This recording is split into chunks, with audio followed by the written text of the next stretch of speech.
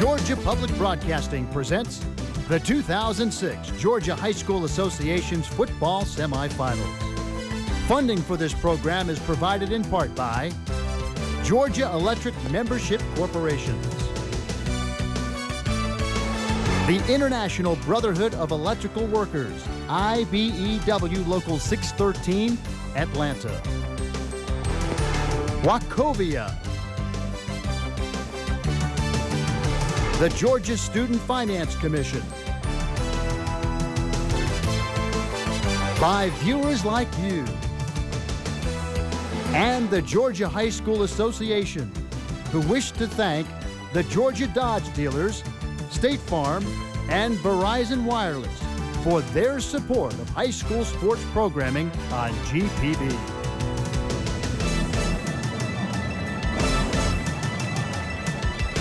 Live from the Georgia Dome, it's the GHSA 3A football semifinals featuring the Peach County Trojans coming in at 12-1, taking on the Washington County Golden Hawks at 11-2. The football fans from Fort Valley made the 2-hour trek up here to the Georgia Dome. Meantime, the fans from Sandersville are here to cheer on their Golden Hawks in a game that's going to be a great one here at the Georgia Dome, and we welcome you to the broadcast booth. Hello again, everybody, and welcome. I'm Jim Giannacchio along with DJ Jones.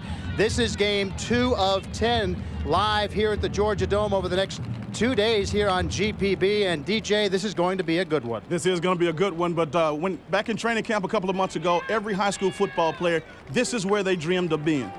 Well, I'll tell you what, both teams come in with some great offenses. Peach County comes in with an offense that is well-balanced, led by quarterback Brian Ellis. Brian Ellis is definitely a great quarterback, replacing a superstar quarterback in Antonio Hinton, but he's a young man that's thrown for nearly 3,000 yards, 26 touchdowns. He's the guy that makes this offense go for Peach County. And, of course, Brian has a favorite target on the field. His name, Udom Umo, and I'll tell you what, he's better known as W. That's right, affectionately known as UU. And, of course, this kid is not only a great receiver, a great student. He's already committed to Vanderbilt, 54 receptions there, 928 yards, 17 yards per catch. We'll be talking about UU a lot. Meantime, we had a chance to catch up with Coach Rance Gillespie.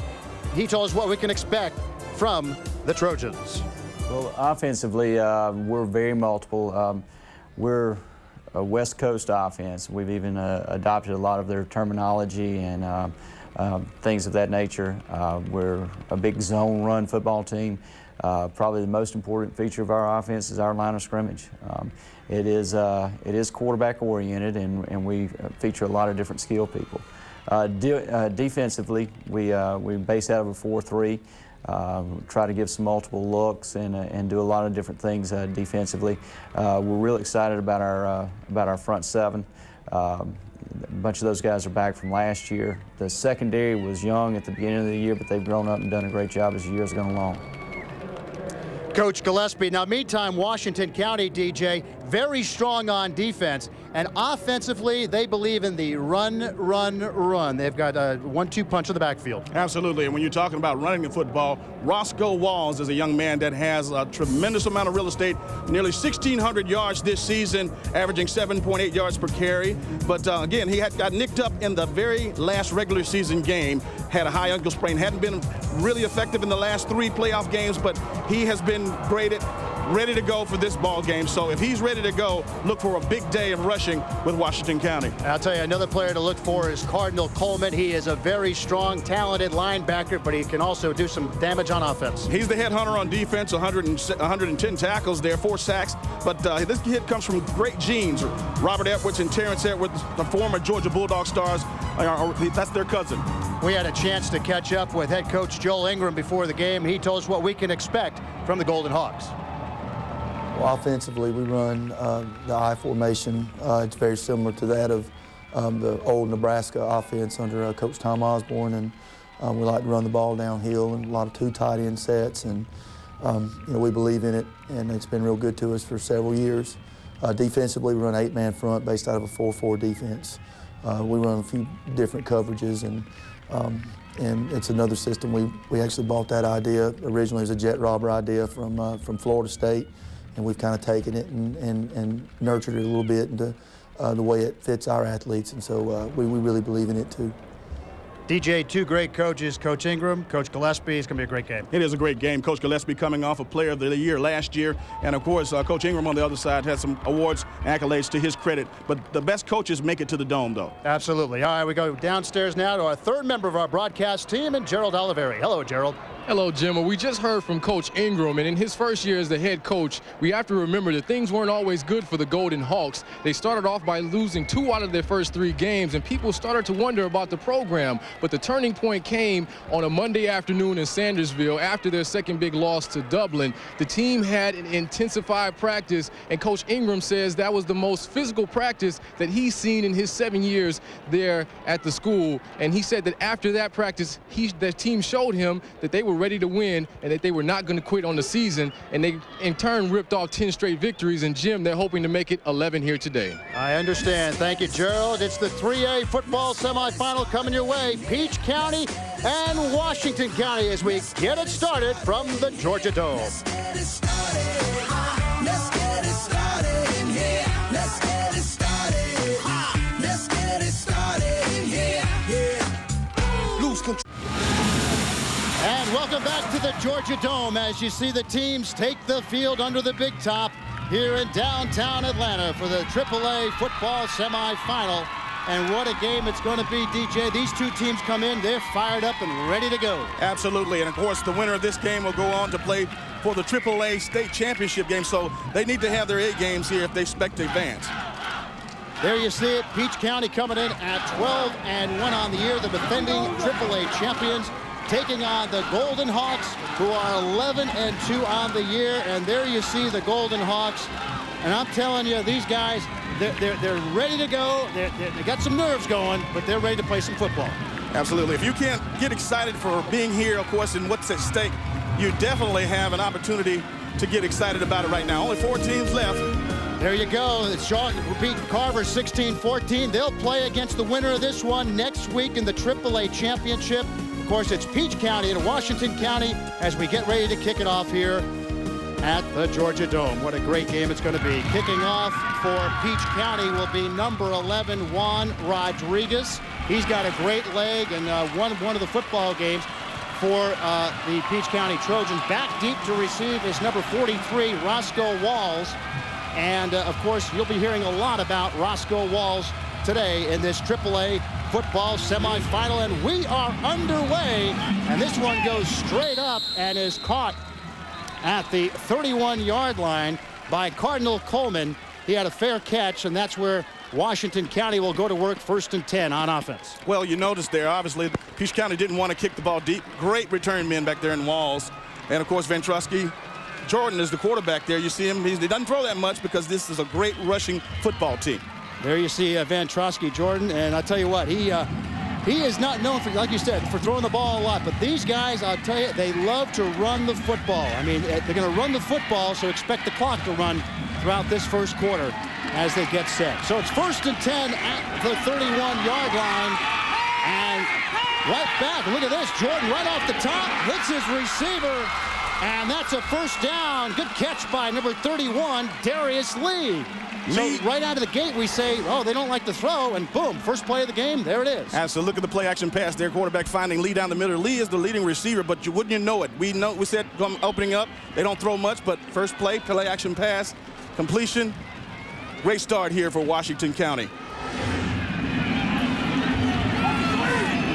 All right, here we go on 1st and 10 now at the 31-yard line, and the handoff up the gut to number 20, Dion Harden. And we've got a lot to tell you about Harden throughout this ball game. He has gained over 600 yards in just the playoff games so far this season. What a great year he's had. Here's how they line up on Washington County offense. You got Hicks, Brown, Best, and Brantley, and Robinson up front. And then you got the running backs is Daniel and Harden, Latimer and Leah wide receivers, and Danzy is your tight end. That's how they line up for the Golden Hawks. And the handoff goes to number 20, Dion Harden, and Harden gets to about the 43-yard line. Good run by Dion Harden. Meantime, here's the defense, how Peach County lines up. Here's that front four of Searcy, Armstrong, Everett, and Collins. The linebackers are Harrington, Wembley, and Pearson. And back deep is Jackson, Simmons, Battle, and Hatcher. Great defense for Peach County. 1st and 10 at the 44 for Washington County. And the pitch goes to number 43, Roscoe Walls, turns the corner, he's at the 40. Walls is out of bounds, close to the 30-yard line. A big play and a first down for the Golden Hawks, knocked out by Tavares Simmons. Roscoe Walls is the superstar running back for Washington County. And as you see here, just taking a simple toss play, beating everybody to the corner, and you can't coach that. That's pure speed and an excellent run by an excellent running back. There you see the low angle coming in right in your living room. Great shot there as Walls heads down the sidelines. Well, Walls obviously is going to be alternating with Harden, number 20 as well, but there you take a good look at him on the sideline. Taking a quick breather. Meantime, 1st and 10, Golden Hawks. They're down now, marked at the 30-yard line. Handoff. Up the gut, Dion Harden. We mentioned off the top the Golden Hawks like to run, DJ. Absolutely, and Dion Harden, this is a phenomenal athlete, folks. You're looking at probably one of the premier high school athletes. He's not only an exceptional running back, but he's also a heck of a cornerback. We are just underway here at the Georgia Dome, and Washington County is already driving down the field. They are at the 28-yard line of Peach County and moving quickly. One pass play and a few running plays, and now it's 2nd and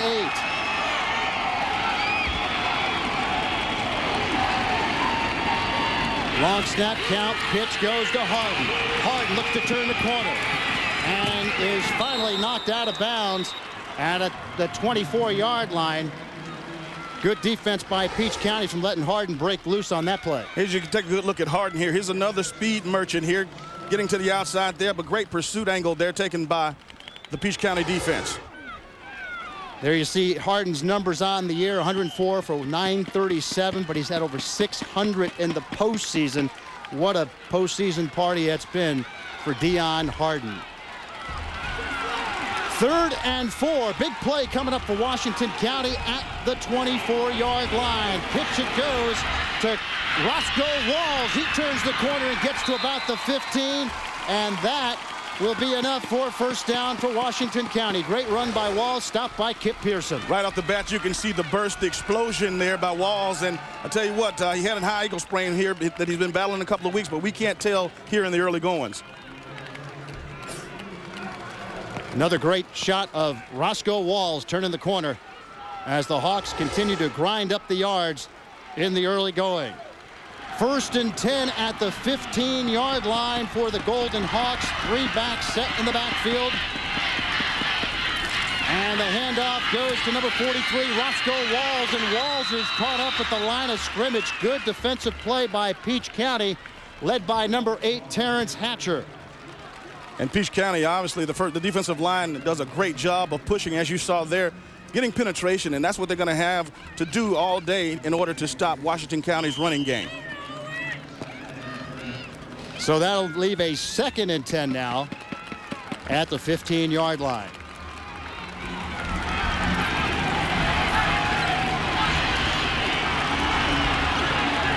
Two backs in the backfield, one wide receiver set left.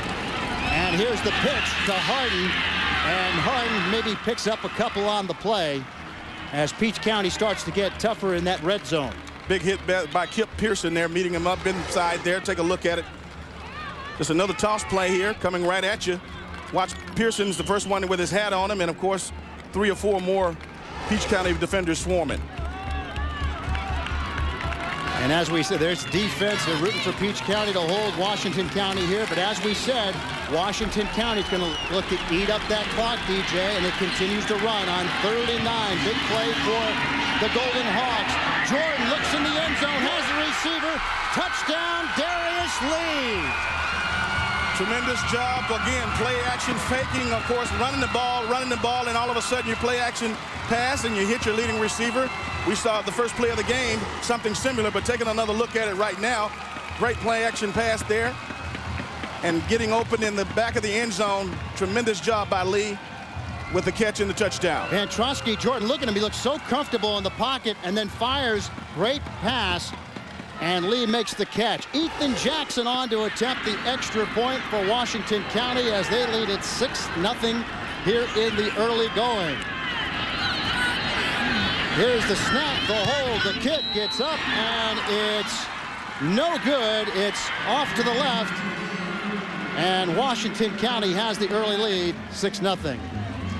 So there it is. The Golden Hawks strike first. We take a timeout here from the Georgia Dome. More first quarter action coming your way right after this.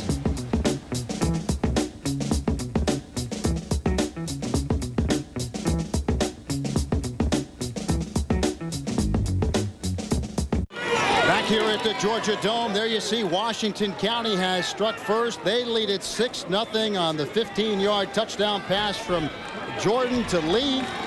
And now Peach County back deep to receive the kick. Chris Postel is back deep for Peach County. And Ethan Jackson is set to kick it off. Check that, number 5, Deichel Johnson will kick it off for Washington County. So a quick start out of the gates, and as we mentioned, they just the Golden Hawks drove downfield, mixed it up, passing game and running game, and also ate some precious time off that clock. Let it be known that Ventrusky Jordan deserves a lot of credit because he is not asked to throw a lot, but obviously the 2 plays, the first play and the last touchdown, exceptional job, great poise. And so here we go with the kickoff. And now there's a flag on the play. This one's going to be brought back.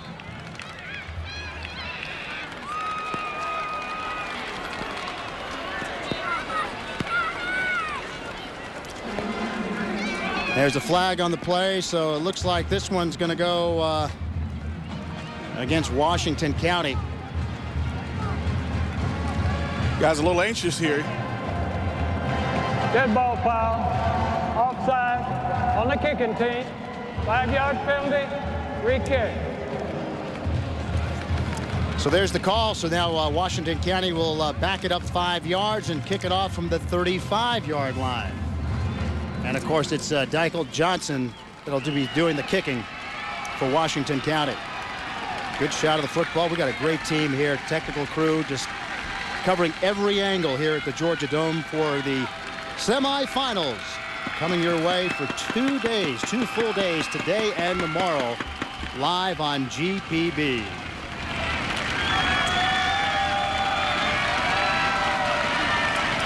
All right, DJ, replay it here. And here's Johnson's kickoff. And it's a squib right down the middle. And fielded at the 25 by Peach County. And brought down at the 38-yard line is Brian Harrington. Harrington, a junior at 5'9", 195 with the return. And now Peach County goes to work on offense. And there's Brian Ellis, who we talked about in the open, DJ, having a great season. Take a look at that. 417 yards is his best passing effort in the game, and that's a tremendous amount of yards for a high school quarterback. 1st and 10, Peach County at the 38-yard line. Brian Ellis under center, now looking to call an audible. Does, and now drops back 3 steps, fires right side, intercepted by number 13, Cordell Gladden, and Gladden races for a touchdown. First play of the game from offense on the offensive side for Peach County, and oh, surprise, surprise, and Washington County, thanks to Cordell Gladden timing that play, gives the Golden Hawks a 12-0 lead. Well, Ellis automatically audible. He saw something he didn't like, but tremendous job by the defensive back, Cordell Gladden, jumping the route and sticking it in the end zone. Great job in the defensive secondary there. Wow, did Gladden read that or what? Perfect strike, and whoops. Mr. Gladden in the way. And there's an easy touchdown for Washington County. They are now going for 2. See if they can get 14 on the board now. Jordan in the end zone and converted to Antonio Danzy. So the Golden Hawks not only come up with the big play on defense, but then they come up with the 2-point conversion and take a 14-0 lead, DJ. Early on here, I'll tell you what, man, we got Ellis, who we thought and know coming in with all the stats, but Ventrusky Jordan has taken over in the early going as the best passing quarterback in this game. There's a look at the cornerback that picked off that tremendous pass and got in the end zone for Washington County. That's right, a 42-yard interception, and then this touchdown pass, our two-point conversion. Nice touch by Jordan to Antonio Danzy. And here's the interception one more time, and look at Gladden read that perfectly. And then it's a race down the sidelines, nobody near him, and an easy 6 for Washington County. Tell you what, the way the defensive back broke on that ball, you can't coach that. That's something that's in you. He was aggressive, and obviously he believed what he saw, and he stuck it in the end zone. Dykel Johnson will kick it off for Washington County, and back deep for Peach County to receive is Chris Postal. There you see Chris wearing number 4. One thing about this Peach County offense is that they can strike from anywhere on the field, down 14 points here early, but I don't think that that's enough points for Washington County to sit on. Well, you knew that Washington County was going to come after them. I mean, Peach County, the defending champs, they're the favorites coming in, and the Golden Hawks don't want anything to do with that. Here's the kickoff by Johnson. It's fielded at the 5 by Postal. Postal at the 10, 15, and is brought down. Good special teams play by the Golden Hawks, by Darius Lee, and also by an array of Golden Hawks on the special teams, as we see it up here from the press box. It was just a great play by the Trojans, by the Golden Hawks. Also Brad Jenkins on the play. Well, very early on here, obviously the mood is Washington County in their favor. Okay, back on offense is Peach County. Brian Ellis, your quarterback. So far they've had one play. So far they've given up one play for 6 to Washington County. So here's their second play from scrimmage at the 15. And the handoff to Mario Howard. And Howard pounds his way for about 5 yards on that play. Here's your starting offense for Peach County. Up front, it's Wright, Rains, Nelson, Everett, and Wright is your center. Then it's Howard and Brown and your running backs. Out wide, it's Umo and Searcy, and Davis is your tight end. And look out for Umo, better known as UU, as DJ said at the top of the show. That's Brian Ellis' favorite target. Absolutely. Brian Ellis definitely needs to just settle down right now. We know that he is in total command of this offense. Let's see how this thing plays out. This could be a passing play here on 2nd and 5. Ellis, decides to hand it off. And again, it's Duranzo Brown this time getting the call. And it looks like Brown has a first down. Here's Washington County's defense. The front 4 is Danzy, Robinson, Pinkston, and Kelsey. Your linebackers are Gladden, Coleman, and Swint. And back deep, it's Hardin, Lee, Grant, and Watts. And you'll notice a lot of those names also play on the offensive side of the ball. So, I mean, these guys are getting a workout today in the semifinal game, DJ. There's a lot of football left to be played here, but we've seen a great football game thus far. 1st and 10 for Peach County at the 27-yard line. Man in motion, handoff left side. That's Duranzo. Brown breaks loose to the 40. Brown is at the 50. Brown's at the 40, still going at the 30. And finally brought down around the 20-yard line by Cordell Gladden, who makes a saving tackle. Otherwise, Brown is gone. A great individual effort here by the tailback, Brown, as we'll take another look at it as he takes the handoff from Ellis. He starts out to the left, but you see some open field running here that you just have to have great eyes, great vision, and great agility, and a tremendous effort by the running back from Peach County. 54-yard run by Brown, and boy, it looks great coming into your living room right there. Finally brought down by Gladden. There's Brown's numbers on the season: 62 for 369, average 6 yards on a play, and 6 touchdowns. 1st and 10, and the handoff goes to number 6, Duranzo Brown again. And Brown just pounds it up the middle for another 4 yards on the play. Good play by Duranzo Brown.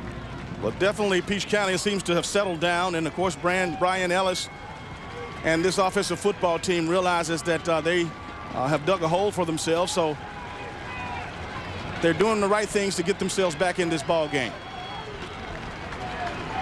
Of course, Duranzo Brown, as you fans, especially in Fort Valley, know, was hurt for most of the season. We'll talk about more on that later in the broadcast. 2nd and 7 for Peach County at the 11-yard line. One man in motion, 2 setbacks. Ellis drops back to pass, fires right side, has a man, but it's incomplete. intended for Yumo.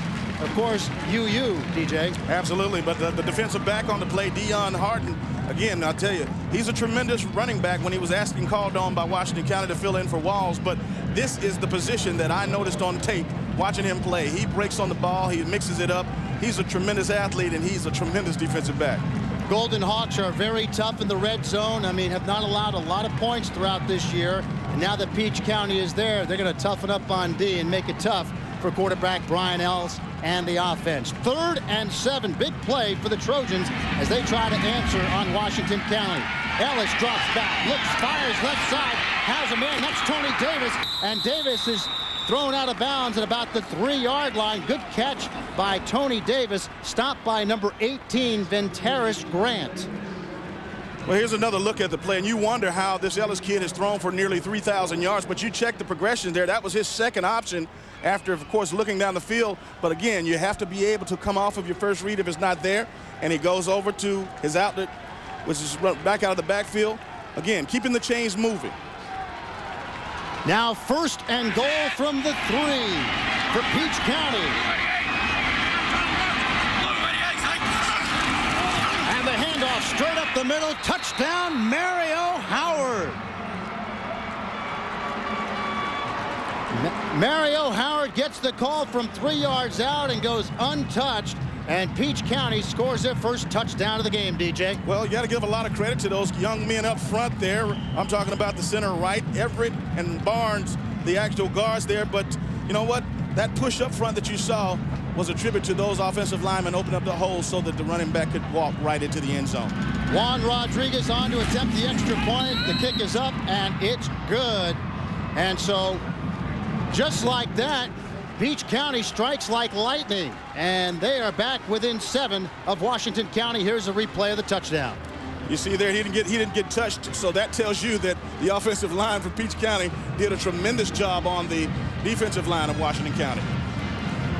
Well, I tell you what, the folks from Fort Valley and Sandersville, they are being treated to a great football game. So far, both teams scoring in a big way. Again, the handoff to Mario Howard. And boy, I tell you what, he makes it look, I think I could have ran through that hole. In fact, I know you could have ran through that hole. Great play by the Peach County offense to open that, open the parting of the sea there for Mario Howard. You know what? This is what it's all about, high school football. You see the band there. I mean, there's the coaches on the sideline. You got the fans in the stands. I mean, all the communities coming together, rooting for their teams. There you see the cheerleaders. I mean, DJ, you remember the days. I do remember the days. And, in fact, the bands, the tremendous support that they have for these teams, I wouldn't be hard-pressed. If you interviewed any one of the band members, I guarantee you that they would tell you they're just as responsible as being here as the football team. And those guys have a rhythm. Look at those guys. I mean, they're doing an excellent job. And of course, you know, there's a ton of buses that come up from Fort Valley and Sandersville, and these kids are just excited to be here in Atlanta during this holiday season. Semifinal football action from the Georgia Dome. The GHSA has 10 games over the weekend here on GPB, and it's just an incredible schedule. If you love football, this is the place to be. All right, Juan Rodriguez kicks it off, and back deep is Dion Harden, but that's not going to go back that far. It only goes to about the 25-yard line.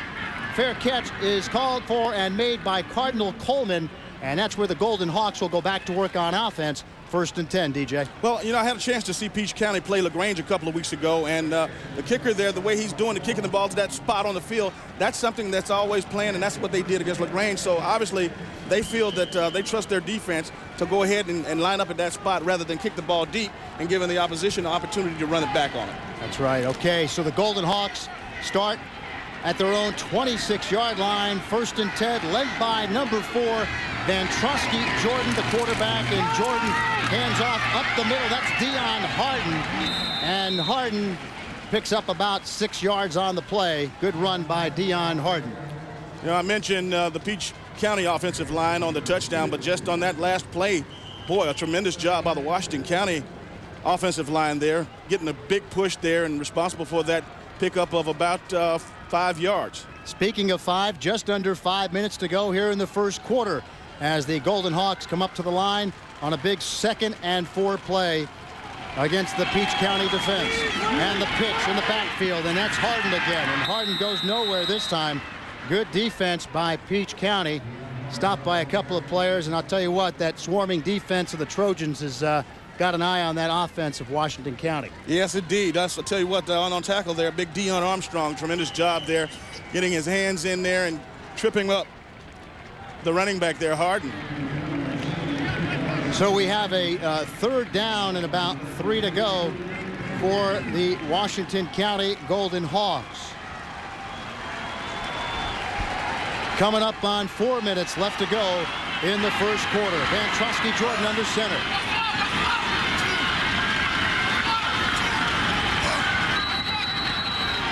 And it looked like Jordan tried to draw him off sides, and a delay of game looked like it's going to be called against Washington County. That's all right. You notice that a lot of times there when it's third and short, they're trying to get the defense to jump off sides. However, it didn't work on that play. Red ball foul. Delay game on the offense. 5-yard penalty. Still second down. And Danny Westbrooks, our referee, makes the call. And so the ball is spotted at the 28-yard line. And that'll bring up a third down and 8 for the Golden Hawks.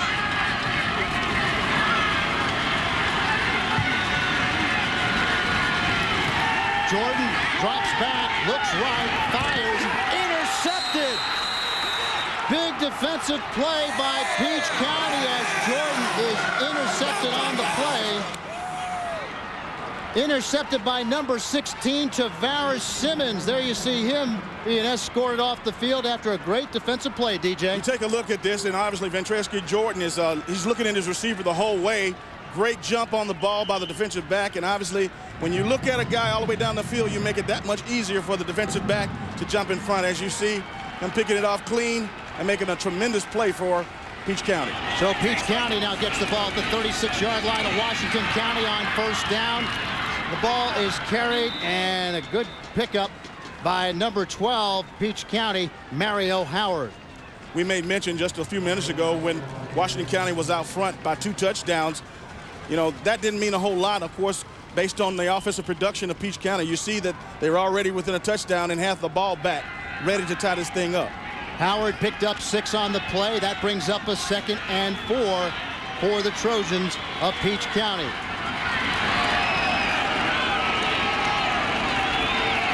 Man in motion on the play. Here we go, and the handoff. And straight up to get, that's Howard again, and Howard crosses inside the 20. Great run by Mario Howard, and the fans are loving it.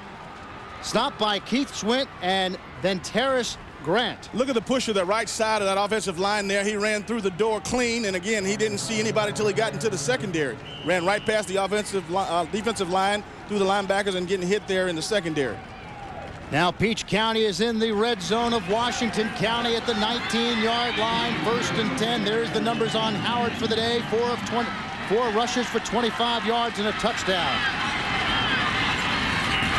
And the handoff again, and it's Howard trying to turn the corner on the left side. Can't quite do it. We have a flag on the play. He's brought down by number 10, Brandon Watts. Brandon Watts did a good job getting across and, of course, cutting off the runner before he got to the outside. A lot of hustle out of that Washington County defense. That's going to be an offensive hold against Peach County. And so they're going to have to march backwards. There you see your officials for this one. Westbrooks is your referee. The umpire is Asher. Zimbato is the lineman. Line judge is Flores. Back judge is Lee. And the field judge is Ron Griffith. The great Atlanta Area Football Association for referees is here for GHSA. Here's Danny Westbrooks. Holding on the offense. 10-yard penalty from the spot of the foul. Still first down. So now it's a first down for Peach County. They back it up, though, to the 28-yard line. And I believe they'll call this a 1st and 19. There you see it on your television monitor at home. Hope you're enjoying the games here on GPB. Man in motion, you have 3 receivers, 2 to the right, 1 to the left, 1 set back on a 1st and 19. Ellis drops back, fires, has a man, complete to Chris Postal, and Postal comes up with a great pickup. He's finally knocked out of bounds at about the 12-yard line. Good play and catch by Postal. You have to like what you see with Brian Ellis at quarterback as he gets into his drop there, navigating the field, and obviously going underneath to the back, coming back across the field, and obviously, again, like I said before, just keeping the chains moving. You don't have to go for the big chunk at one time. Sometimes you got to check off underneath, which he did, and again, picks up the first down and keeps the chains moving. And it is at the 12-yard line. It's actually a second down because of the penalty. 2nd and 3 for Peach County at the 12. They have to get to the 9-yard line. Handoff. And it goes to Howard again, and Howard is pretty much stock cold once he got the ball from Ellis. Good defense by the Golden Hawks.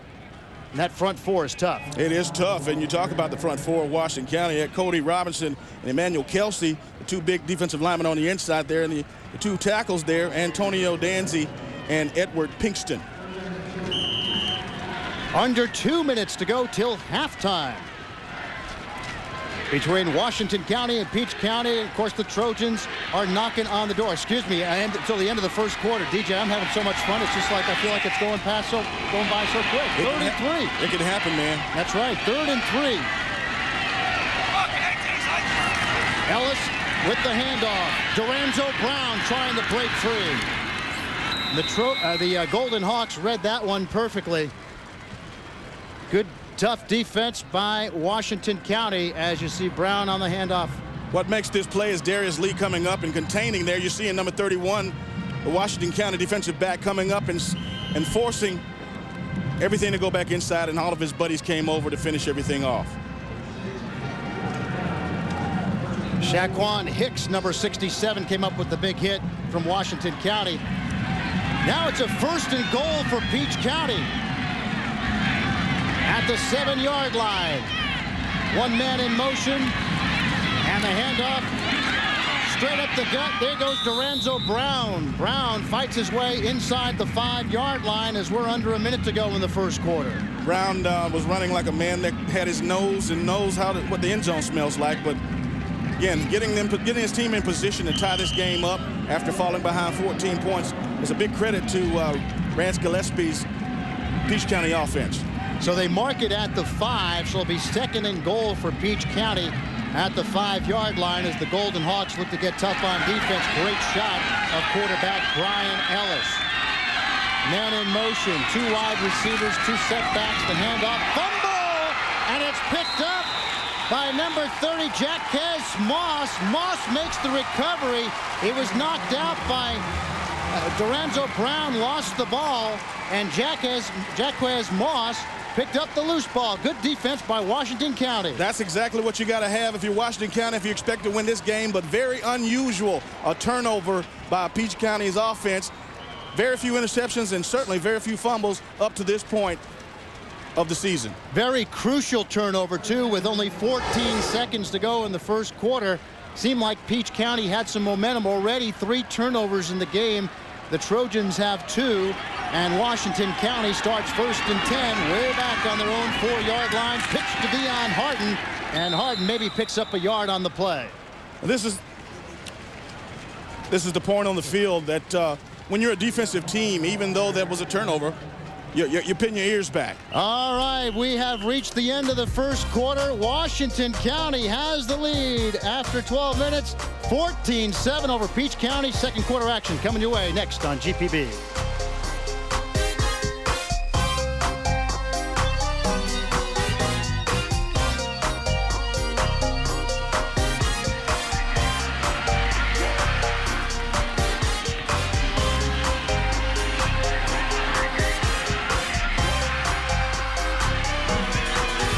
And welcome back to the Georgia Dome. There you see Washington County with the lead. Let's go downstairs to Gerald Oliveri. Gerald? As we get ready for the second quarter, take a look at Shaquan Hicks, number 67 for Washington County. Extremely physical on that offensive line. He's only been playing football for 2 years. He actually started off on the basketball team, and the head coach on the basketball side said, maybe you need to go out for football. He did that, and he's a big reason why Washington County is able to run the football so effectively. Thank you, Gerald. I'll tell you what a big play he plays. In fact, he comes up with a big block there on the left side, does Shaquan Hicks. Hicks, by the way, 6'3", 325 pounds, a senior, only a second year of football, DJ. But obviously great footwork being a former basketball player. But you saw on that last play was able to reach the linebacker and get on him pretty quick. Ball's marked just inside the 10-yard line, so Hicks is a Division I prospect, and boy, I tell you what, he's going to have some big years for the next 4 years on any college team in that level. It's going to be incredible to watch him. 3rd and 4 for Washington County. Of course, the offense led by number 4, Vantrosky Jordan. And Jordan with the fake, now looks downfield, fires, has a man. Good defensive play by Peach County. Attempted for the Darius Lee was your intended receiver, and a good play on defense by number 16, Tavares Simmons of Peach County. Well, Jordan, the quarterback, did a great job of play action and faking and hiding the ball, but I tell you what, the defensive back there, Simmons, did a great job all over Derek Lee. So that brings up a 4th and 4. Dykel Johnson will be back to punt for the Washington County Golden Hawks. And back deep to receive is number 6, Doranzo Brown, standing at about the Washington County 42-yard line. So it's going to be good field position for Peach County. Here's the kick, end over end. Ball hits at the 37 and takes a Washington County bounce. And look at this, Peach County's going to start in their own territory. By the way, folks, it's viewers like you that help make great local programs like these high school football games possible on Georgia Public Broadcasting. To show your support, simply visit our website at www.gpb.org. It's totally secure, simple to use, and takes just 2 minutes. And thank you for supporting Georgia Public Broadcasting. And I'll tell you what, we enjoy bringing these games to you every year here from the Georgia Dome. We know that you guys in all the counties across Georgia love seeing their football, especially in the postseason. 1st and 10 for Peach County at their own 47-yard line, and the handoff straight up the middle.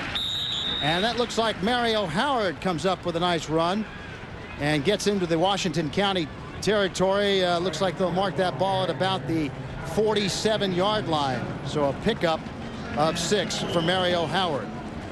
Jim, I want to note that that was a tremendous stop by the Peach County defense to give themselves an opportunity once again to tie this ball game up after holding on after a turnover. There you see a good shot of Mario Howard. 2nd and 4 from the 47. Handoff, Howard again. Oh, this time he's met in the backfield. Great defensive play by number 9, Keith Swint. Swint came across on a stunt there, and boy, he knifed right into the backfield and stoned him right there. You'll see him, that jersey coming to the picture there, and of course stopping him right in his tracks. So Peach County loses 2 yards on the play, and that sets up a 3rd and 6. There you see Keith Swint's numbers on the year. Great year for Swint, number 9 for Washington County. At the 49 of Washington County now, there's Brian Ellis, the quarterback, man in motion. 3 wide receivers, 2 setbacks. Ellis drops straight back, fires left side, has a man. The pass is complete to number 7, Keith Searcy. Good play, DJ. You can only appreciate it on the replay here as you see Ellis drops back, and you know what? When you're talking about buying time, watch him step up in the pocket and deliver this touch pass. Tremendous play there by a tremendously skilled quarterback. Beautiful pass there, soft touch for the great yardage there in the 1st down. Good concentration by Searcy as you see his numbers on the year. Falling down and still able to make that catch. Great play. 1st and 10 at the 34-yard line. Here's Ellis. Looks, fires, right side, has a man. It's Searcy again, comes up with a big play. And another 1st down for Peach County, brought down by number 20, Dion Harden. As you're seeing here that, you know, this guy can throw any kind of pass. Ellis, I'm talking about the quarterback from Peach County, this time on the rollout to the right. And seriously, man, I tell you what, when you talk about catching the football, watch how he plucks this one out of the air, catches it with his hands. This is the one you should teach the kids how to do in Little League football. reach out there and pluck it with your hands. Interesting to note that Ellis is, of course, your quarterback, but there's Searcy on the right side. He's the backup quarterback. So, hey, you know, he's got some good hands to catch that ball. That's right. 1st and 10 at the 16-yard line. Handoff up the middle. Good defense by Washington County as Doranzo Brown is pretty much stopped at the line of scrimmage. Coleman in on the stop there. And again, you know, he's the guy that is the leader of that defense for Washington County, but great play by a great linebacker. Time keeps clicking away. 8:25 to go till halftime. As you see that Washington County defense. Hey, once Peach County gets into that red zone, the Golden Hawks, their antennas are up. They're ready to go. It's almost that old adage, bend but don't break. That's it. 2nd and 10 for Peach County. Brian Ellis again is your quarterback. 2 wide outs to the right. 1 setback, 1 man in motion. And the handoff up the middle is Doranzo Brown. Brown breaks loose. Touchdown, Doranzo Brown. 16-yard touchdown run by Doranzo Brown, and Peach County is within 1. Great job here, of course, by the Peach County offensive line. There's Brown, breaks the tackle, gets outside, and it's all over but the singing. He's in the end zone. And you're not going to contribute to that, right? Not at all. not today, anyway. And the kicker on to attempt the extra point is Juan Rodriguez. There's the snap, the hold, the kick. It's up, and we are tied with 7:59 till halftime. Peach County 14, Washington County 14, and DJ, I mean, this is it. I mean, what a great game. It is a great game, and as you see, take a look there, the handoff there. Brown breaks a tackle after getting some great blocking by his offensive line and just waltzes into the end zone. But we said early on, again, when you talk about this scoring play, Peach County's offense is one that can strike from anywhere on the field, and a large part of that credit has to go to that tremendously poised quarterback, Brian Ellis, being able to throw every pass, roll out, able to drop back. We saw him step up in the pocket, get the ball to his receivers, and again, this team is never out of it. That's a well-balanced attack that Peach County comes in with as you look at Antoine Hillman, the fullback, on the sidelines, and of course some of the other players. There's the scoring drive, six plays, 53 yards. They ate up just under 3 minutes, and of course Brown with a 16-yard touchdown run. And you know, again, it's 14-14. 2 great football teams. The folks from Sandersville are loving it. The folks from Fort Valley. We had a great 3A game before this one, DJ. I mean, this is football heaven here under the dome. And by the way, congratulations to the Shaw Raiders out of Columbus, Georgia, playing in the state championship game next week. Short kick, and it's taken by one of the upmen, Cardinal Coleman, number 42. And this time he didn't call a fair catch. He ran it up there, and that's where Washington County will take over 1st and 10 on offense at the 48-yard line. Well, one of the reasons that Coleman didn't fair catch it because he's also a fullback, a backup fullback, so he's very familiar with moving around with the ball. I also understand this young man is a very intelligent one, takes a lot of honors classes, and again, one of those kids that is a true student athlete. Absolutely, and a Division I prospect, so I mean a great overall athlete. Here's the pitch in the backfield to Roscoe Walls as they got that real triple threat, if you will. Walls and Hardin, and of course Coleman is a great fullback, and Washington County can come at you with anything, including a mascot. Yep, I'll tell you, when you look at these guys, you talk about Walls and you talk about Darden, the backup running back. Again, these guys, you hold your breath when they get the ball because you know they can take it the distance. Of course, the mascot is Trojan Man. All right, here we go. And they hand off Roscoe Walls, and Walls is knocked out of bounds at the 45-yard line. A good shot of Roscoe Walls as he heads to the bench. I'm thinking Coach Ingram, obviously the coach of Washington County, doesn't want to get into a shootout with Peach County. Take a look here at, of course, what they do best is running the football. Their top running back, Roscoe Walls, look at the stiff arm there, ran out of real estate. And again, our technical team is all over it. What a great shot as he came towards the sidelines. 3rd and 3 for Washington County. We're in the I formation on 3rd and 3, and here is Van Trosky Jordan under center. And Jordan, handoff, that's Hardin, Dion Hardin, and he is stopped right away at the 45-yard line. Good defensive play by number 5, Kip Pearson. There you see him on your monitor. Kip Pearson is the baller on the defensive side for Peach County. And when I talked to some of the coaches earlier today, I said, give me 2 good players on defense. And his name was one of the first one that jumped out at you. Kip Pearson there with a great tackle. Clock continues to run, under 7 minutes till halftime of the AAA football semifinal from the Georgia Dome in downtown Atlanta. Big play as they look to go for it on 4th and 3. Jordan looks, fires, has a man. What a catch by number 31, Darius Lee. Great individual effort by Lee as he was blanketed by the defender Tavares Simmons from Peach County. As you see, Jordan releases a wonderful pass there, but that was a great individual effort by Darius Lee. The ball getting there. Notice the defensive back in great position, but Lee going up high and getting the ball at his highest point and bringing it down for the catch. And a good stop by Tavares Simmons to make sure Lee didn't go any further down the field. And now it's a 1st and 10 at the 31-yard line for Waco. Van Trosky, Jordan feeling good about what's going on. They're looking like a balanced attack offense today. Harden gets the ball and goes left side, tries to get loose, can't do it. Harden is finally stopped by a couple of guys from Peach County, including number 16, Tavares Simmons, and number 14, Marquez Collins.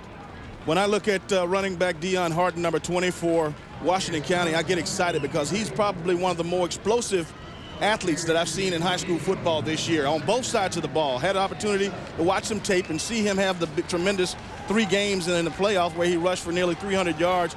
But he's an explosive athlete, and of course he's a big weapon for Washington County.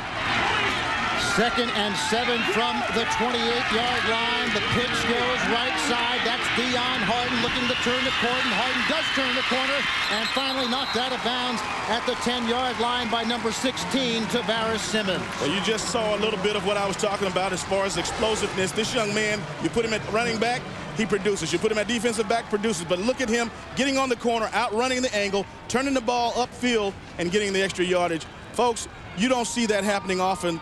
Guys outrunning angles the way this young man is doing right here and getting the extra yardage. He has been a workhorse in the postseason. As we mentioned, coming in over 600 yards in the 3 postseason games. Incredible job by Dion Howard, and there he is stepping out of bounds. They mark it at the 11-yard line, 1st and 10, and the pitch again goes to Roscoe Walls, and Walls scores from 11 yards out. Where do you go? Here, the Walls obviously is the star, and he's the number 1 tailback. He comes in after his buddy, gets a tremendous run, and he just sticks it in the end zone. Check out this pitch from Jordan to Walls, and Walls cuts it up inside and takes it to pay dirt. It's Walls, it's Harden, it's Harden, it's Walls, and it's Washington County with a 20-14 lead. On to attempt the extra point is number 12, Ethan Jackson for Washington County. Have to be impressed with those 2 running backs in the running game, but a tremendous job as well up front by the Washington County offensive line. The snap, the hold, the kick, it's up, and it's hooked left. No good. And so Jackson misses his 2nd of the day. Washington County, though, has the lead as we take a timeout from the Georgia Dome. Golden Hawks lead it over the Trojans, 20-14.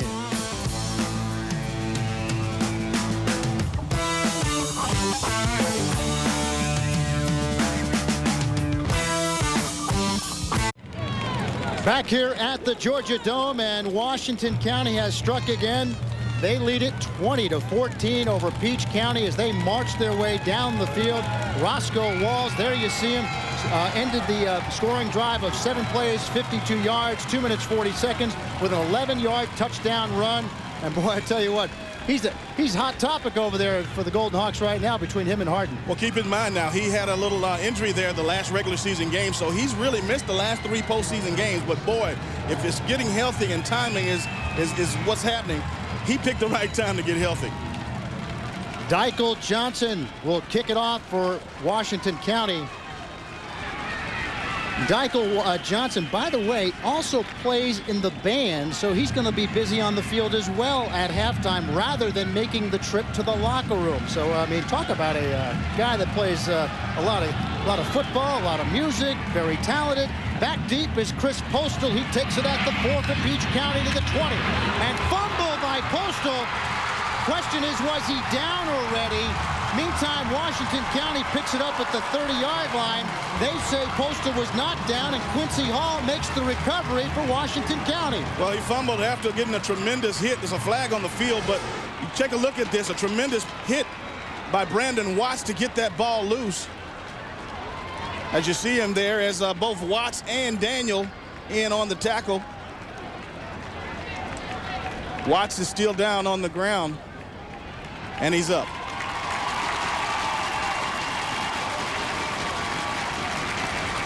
Tremendous job of covering kicks there by Washington County. That's how you get it done. You ever heard of head hitters, Jim? Head hunters? Yeah. That's what you need on kickoff coverage and punt coverage. I think that's why I quit playing football. And you know what? A lot of people really don't realize that you can use this as a play. I mean, just like that turnover that was created there by Washington County, man, putting guys on the special teams to go down and jar that ball loose, you know, that always helps. Turnovers on the day. There you see Peach County with 3, Washington County with 1. And those turnovers are costing the Trojans in a big way. We have an illegal block below the waist on the run back. The penalty is declined. It'll be first down for the defense. Danny Westbrook's your referee for today's game. Makes that call. Looked like he wasn't quite down, but he was. He wasn't down when he fumbled the football, and Washington County, of course, recovering. Great plays there, and so now the Golden Hawks will take over at the 31-yard line of Peach County. Great field position as they begin on 1st and 10 with 5:06 to go till halftime. Drop back. Here's Jordan. Looks downfield and throws it out of bounds. Intended receiver was number 8, Antonio Danzi. Good coverage by the Peach County defense. Great decision by Jordan to get the ball out of play. A lot of young quarterbacks think that they have to force the ball in and make a play when there's no play. But Jordan, after, of course, looking down the field and seeing that he didn't have anybody open, was smart enough to get the ball out of bounds. And, of course, you live to see another day. 2nd down. We're at the 5-minute mark left till halftime at the 31-yard line. 1st and 10 for the Trojans. Saw some of the for the Golden Hawks, and now it looks like we might have some movement on Washington County, and this one will be brought back 5 yards. Shaquan Hicks, that big offensive lineman that we were talking about a little earlier, is quick, got some quick feet, and obviously a little quicker than it should be on this play. Dead ball foul. False start on the offense. 5-yard penalty. Still first down. So it gets backed up. There's total yards on the game. Peach County with the edge, but they also have the edge in turnovers, and that's why they trail in this one by 6 to Washington County. Here's the handoff. This is Walls again. Roscoe Walls trying to break free. Good defense by number 5, Kip Pearson of Peach County, DJ. Absolutely. Keeping contained on the other side there, on the outside there. A lot of real estate for back as explosive as Walls, but just a great defensive effort, containing the play and forcing the stop. Clock continues to run. We are at the 4:30 mark now and counting till halftime. And the ball is marked at the 33-yard line. On a 3rd and 13, a big play for the Golden Hawks. Jordan, handoff, Dion Harden following his blockers. Muscles his way to about the 27, 26-yard line on the play. Stopped by a number of Peach County defenders, including number 2, Sam Wimbley. Absolutely, and again, this is where the defensive line for Peach County, the strength of their defense comes into play. Big Armstrong, Cullens, Everett, and Searcy up front there. They have to obviously hold here to keep Washington County out of the end zone. They mark it at the 27. There you see Trojan Man for Peach County. He's cheering them on.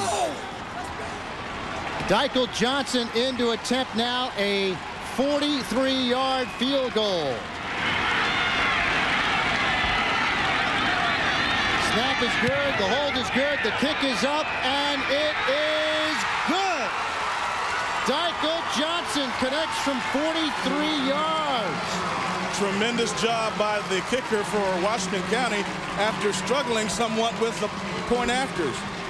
I guess this guy's better kicking the long ball as opposed to kicking little short PATs. Well, I tell you what, I think you got to say, Deichel Johnson, 43 yards, strike up the band. Wonderful effort. It's always great to see great kickers in the high school ranks. And again, when you're fortunate enough to have one, especially this time of the year, it always is to your advantage. What a great leg. Great kick by Deichel Johnson. What instrument does he play, by the way? Do you know? I have no idea. Maybe trombone. Well, we'll see here shortly. He's only 5'6", 140 pounds, a senior. And, boy, I'll tell you what, it's going to be interesting to see how fast he gets out of that uniform and plays for the band. I'm willing to bet that he's going to probably perform in his football uniform. You're probably right. Chris Postal is back deep for Peach County. And, of course, Deichel Johnson will kick it off for Washington County. Washington County now has the lead, 23-14 over Peach County. And there you see your time remaining in the first half. Johnson kicks it off. This one is back deep. And this one hits the end zone, and it's a touchback. So Peach County will start at their own 20-yard line. And here's another look at Johnson and that 43-yard field goal, DJ. Absolutely. And again, the leg strength is obviously there as he actually kicked the end zone kicked the kickoff into the end zone about 3 yards. I think that could have gone 53 yards. I mean, what an incredible kick by Deichel Johnson. Hey, and that's something to take note of. If you got a close game at the end and Washington County has to come back, hey, what a great player to have on your sideline. I like it. I like it. 1st and 10, Peach County at the 20. Man in motion, 2 setbacks, 2 wide receivers, 1 split left, 1 right. Ellis on the 3-step drop, hits his receiver. That's Udom Umo. And UU is looking good down the sidelines, DJ. And they call him out of bounds at the 45. I thought he was gone. Well, UU, I tell you, he's affectionately known. But you know what? Cool hand, Brian Ellis just sits back there in the pocket and waits for him to come clean and picked him up. And, of course, he was off to the races there. Taking a look at it right now. Look at the poise as he stands in the pocket.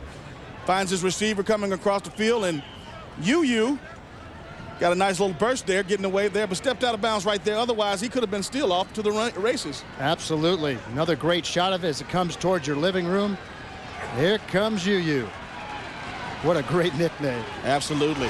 1st and 10 for Peach County at their own 45-yard line. Ellis, 5-step drop, looks over the middle, has a man. The pass complete to Udom Umo again. Great catch.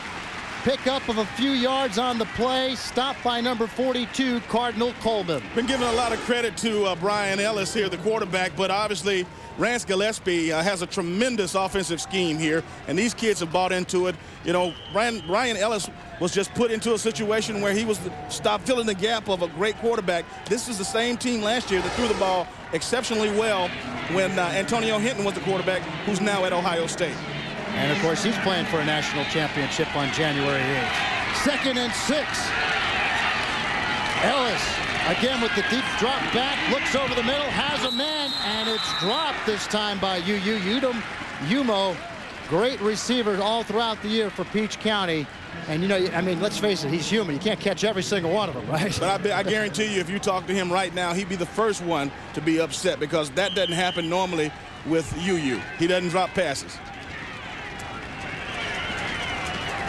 There you see some of the coaching staff on the sidelines with the plays being called in for Peach County. As we continue down the field, that's, of course, Rance Gillespie.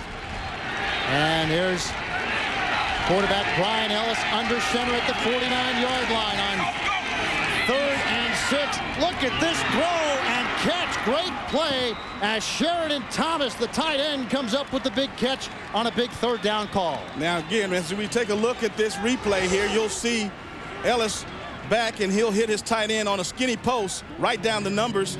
Great execution, great timing is involved with the completion of this pass. You get another look at it from another angle there. Great timing, great catch. You notice using the hands, not using the pads to trap it. Great catch by number 86, Sheridan Thomas. Now a 1st and 10, 3 wideouts, 2 setbacks, 2 wideouts to the left on a 1st and 10 from the 25-yard line. A man in motion. Here's Ellis, drops back, sets up the screen. That's Mario Howard. Howard looks to break loose and gets down to about the 13, 14-yard line. Stopped by number 9, Keith Swint. Gillespie is also doing a great job play calling here. Again, getting some excellent yardage on a screen play, but just setting the Washington County defense up for that particular play. There you see Coach Gillespie on the sidelines calling the next play. Ball's marked at the 13-yard line. There's Ellis's numbers on the day: 8 of 10, 129, and 1 interception. He'd like to add a touchdown to those stats if he can right here, as they're in the red zone of Washington County. Man in motion, 2 wideouts, 2 setbacks. Here it is. Ellis straight back on here, and then throws left side, has Chris Postal. Postal comes up with his 2nd catch of the day, stopped by number 10, Brandon Watts. You want to appreciate this play until you see the replay of what Postal, the body control that he had to do almost a 360 to get his body back in position to catch the ball with his hands. Tremendous play by Postal. And so we have a timeout on the field with 1 minute and 4 seconds till halftime, as you take a look at that great 360 catch by Postal. Almost lost his helmet on the play. Yeah, but you know what? When you talk about and when you watch this Peach County offense and the execution of the quarterback and the receivers, you know a lot of time and a lot of practice has gone into, of course, these guys getting to this level. So, you know, you don't just come out and catch the ball with your hands, and you don't just come out and throw these touch passes unless you spend a lot of time and a lot of repetitions doing it. That's right. We had a chance to catch up with Coach Gillespie to talk about the special things about his team of the Trojans. All right, you know, last year was a great year for us, and one of the school's first state championship. But the kids coming back and going back to work, and you know, remaining hungry has been really nice. You know, these kids have been easy to motivate. They've come out and gone to work, and none of them have tried to live on last year's success. And you know, we've taken an approach that it's a whole new ball game, a whole new year, and they've really bought into that. And you know, it looks like they bought into that, DJ. I mean, they're fighting out there. I mean, they're the defending champions. But boy, I tell you what, they'd like to make it back-to-back, and they're working hard at it right now.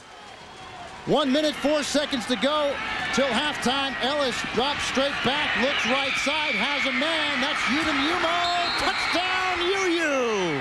Another great play by another great quarterback receiver duo. We talked about these two just a few plays ago, but these guys have worked together a lot of time in the spring, in the summer, and of course what they're doing right now shouldn't surprise you.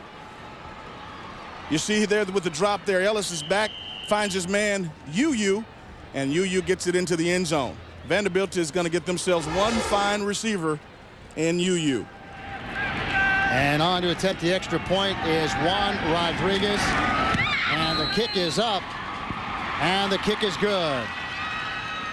So Washington County now with just a 2-point lead as they lead Peach County 23-21 with just under 1 minute to play till halftime. And here it is again. Great pass by Ellis. Well, you can't help but get excited when you watch this offense begin, because, you know, this is what you do when you grow up. You throw the ball in the backyard when you're playing with your friends. You know, it doesn't take a whole lot to get excited to play in Rance Gillespie's offense here with Peach County. Udom Umo with the touchdown. And Peach County looks very balanced. Of course, he'll be headed to Vanderbilt next year. There's the scoring drive. Peach County, 7 plays, 80 yards, just 2:21 off the clock. And Umo with a 10-yard touchdown reception. And yeah, strike up the band. These guys are happy. They're back in the ball game. Yes, they are. And again, you know, I want to talk about this Peach County team, and nothing against Washington County because they have a tremendous squad. But the versatility, the way they're able to run the ball and pass the ball, it's fun. And they have excellent special teams. And again, those kids down in the Fort Valley area, I know that they get excited about playing football because when you have a wide open attack, everybody can get involved. And the kick by Juan Rodriguez is short, one up to about the 20-yard line, picked up by Roscoe Walls. Walls has some running room to the 35-40 and gets out to about the 42-yard line. Good return by Roscoe Walls. for the Golden Hogs. Well, Roscoe Walls is no stranger to kickoff returns. He returned 4 kickoffs for touchdowns during the regular season. He's a tremendously dangerous kickoff returner. You see him here getting a look at it, but the thing about it, his ability to change directions and to burst. That's the most important part about being an excellent kick returner. So now the Golden Hawks have it. It's marked actually at the 41-yard line, 1st and 10. Total yards on the day, Peach County 259, Washington County 142. As Dion Harden gets the call on 1st and 10. And Harden picks up a couple on that play. Running up into the tough right side of that Peach County defensive line is number 14, Cullens, number 99, Everett, on the right side of that Peach County defense. It looks like Washington County is going to settle for that 2-point lead going into halftime. Stay on the ground as the clock gets to 20 seconds till halftime. 2nd and 7. And the handoff to Dion Harden, and Harden has some room and gets inside the 35-yard line. He gets to about the 34. A great run from Dion Harden of Washington County, stopped by Sam Wembley, number 2, and number 16, Devaris Simmons. Here you get another look at that speed on the corner there by Harden. I'll tell you what, man, this guy can probably, I'm sure that he might be a sub-10 500-meter guy. This guy can really, really burst. So as we have 10 seconds left to go, of course, the ball's at the 34-yard line. There's, you see the numbers on Dion Harden versus North Hall. What a game. 10 rushes, 278 yards, and 3 touchdowns for the senior. He has had an incredible postseason. But as we have 10 seconds left, one of the things we're talking about was that man right there, Dykel Johnson. The ball is set right now at the 34. That would give him a 51-yard kick. His last one was 43, but he kicked it long enough where it looked like it could have gone 53. So will they bring him in? Looks like he's warming up and getting ready to come in, DJ. Well, I'll tell you what, I really at this point don't think that Coach Ingram has anything to lose. And definitely, as this is an opportunity, and we're seeing here that he's not going to bring him in. So apparently they're going to take one more shot. So it might pick up maybe another couple of yards and then call a timeout and bring Johnson in. So in the meantime, it's 1st and 10 at the 34-yard line. They run this one. They run it quick. It's Roscoe Walls. As soon as he gets down, you can look for them to call timeout. They do. And on comes Dykel Johnson for Washington County. Now that makes it more believable. That last one would have been really a stretch, but obviously picking up several more yards, that gives him, the kicker, the better opportunity to be successful. So the ball is spotted at the 27. Tack on 7 is 34. So this could be a 44-yard attempt. It looked like they're going to spot it at the 43. So it's a 43-yard attempt. So the same distance as the last one. Dykel Johnson lining it up. This is an incredible weapon to have on a high school football team, a kicker that can give you a chance to put points on the board when you cross the 40. 4 seconds to go, last play of the half.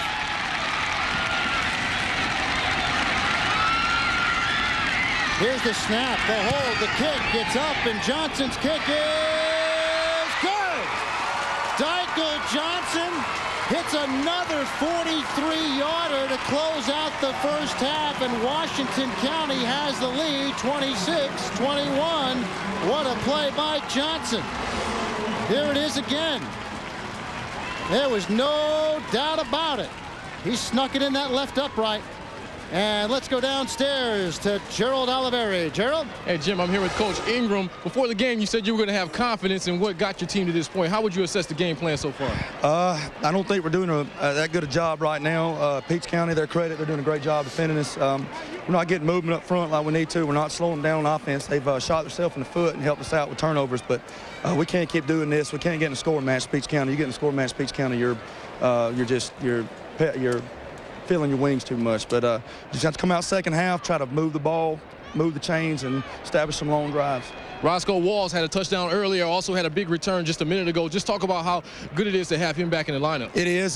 He's still not 100%, but you know we're having to roll the dice this point in the year. But he's been a good compliment to Dion. We just got to keep, like I said, we got to ball control and move those chains. Well, good luck in the second half, Coach.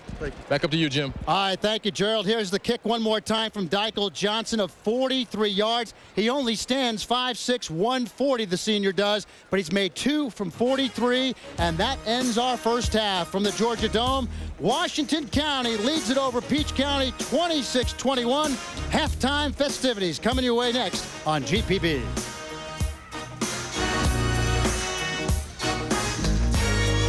And welcome back to the Georgia Dome as we kick off the halftime festivities. Washington County leads it at halftime 26-21. The Golden Hawks marching band is on the field under the direction of band director John Hilsman. The drum major is Jamal Wilcher. There are 130 band members, and they're playing to the sounds of Motown.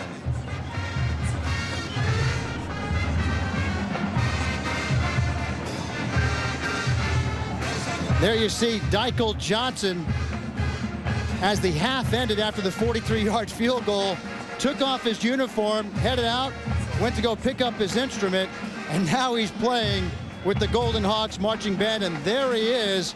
And I promise you, he's coming out with some high energy in playing that instrument down on the field. Here they are, the Golden Hawks marching band.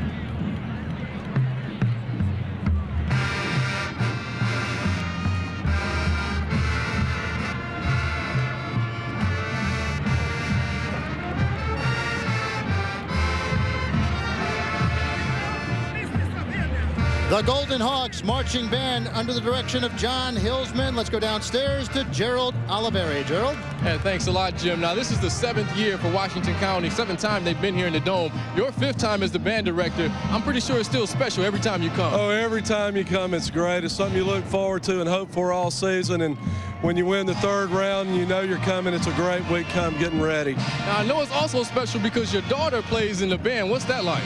Yeah, it's been pretty neat. I've had both my kids in the band. One of them's a music major at Troy University. My daughter now is a trombone player.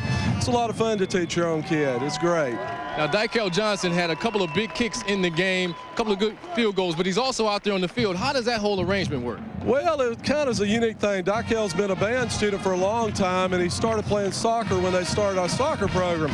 Well, Coach Ingram, those guys found out he could kick, and here we are, 2 40-something-yard field goals for him tonight. It's great. Now, I also understand that you're a pilot, and during the playoffs, you actually fly the coaches back and forth to exchange game plans. What happens there?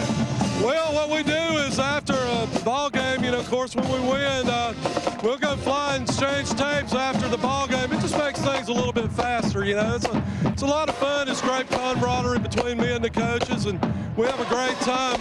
Waco's got a unique school. Everybody pulls for everybody. We want them to win. They want us to do a good job, and we do whatever we can do to help one another. And I know you get a lot of support from the community as well. Oh, yeah, it's great, and so does the football team. And, of course, this being Joel's first year there, it's just been a great year for him, and, we're all just real happy for him. Following in Rick's footsteps, those were some big shoes to fill, and he's done a pretty good job at it, I think. Hey, well, your band sounded good out there, and we're going to get ready for a Peach County band as we wrap things up. Thanks for stopping along with us, John. Appreciate it. Back up to you, Jim. All right, thanks, Gerald. We're halftime at the Georgia Dome. We'll take a timeout, come back with the more halftime festivities. Washington County leads Peach County 26-21.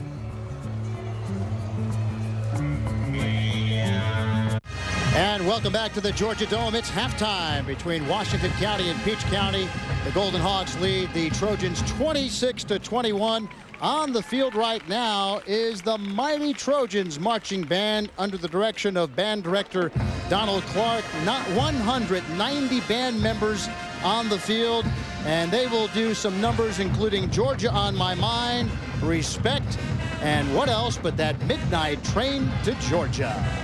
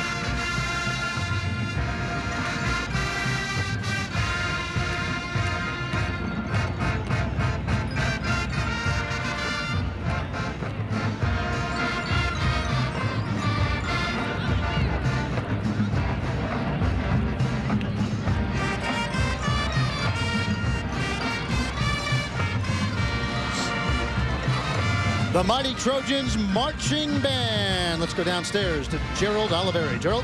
Hey, I'm here with Donald Clark, band director for Peach County. Now, just talk about how much it takes to get into a performance like this. How much preparation goes into something like this?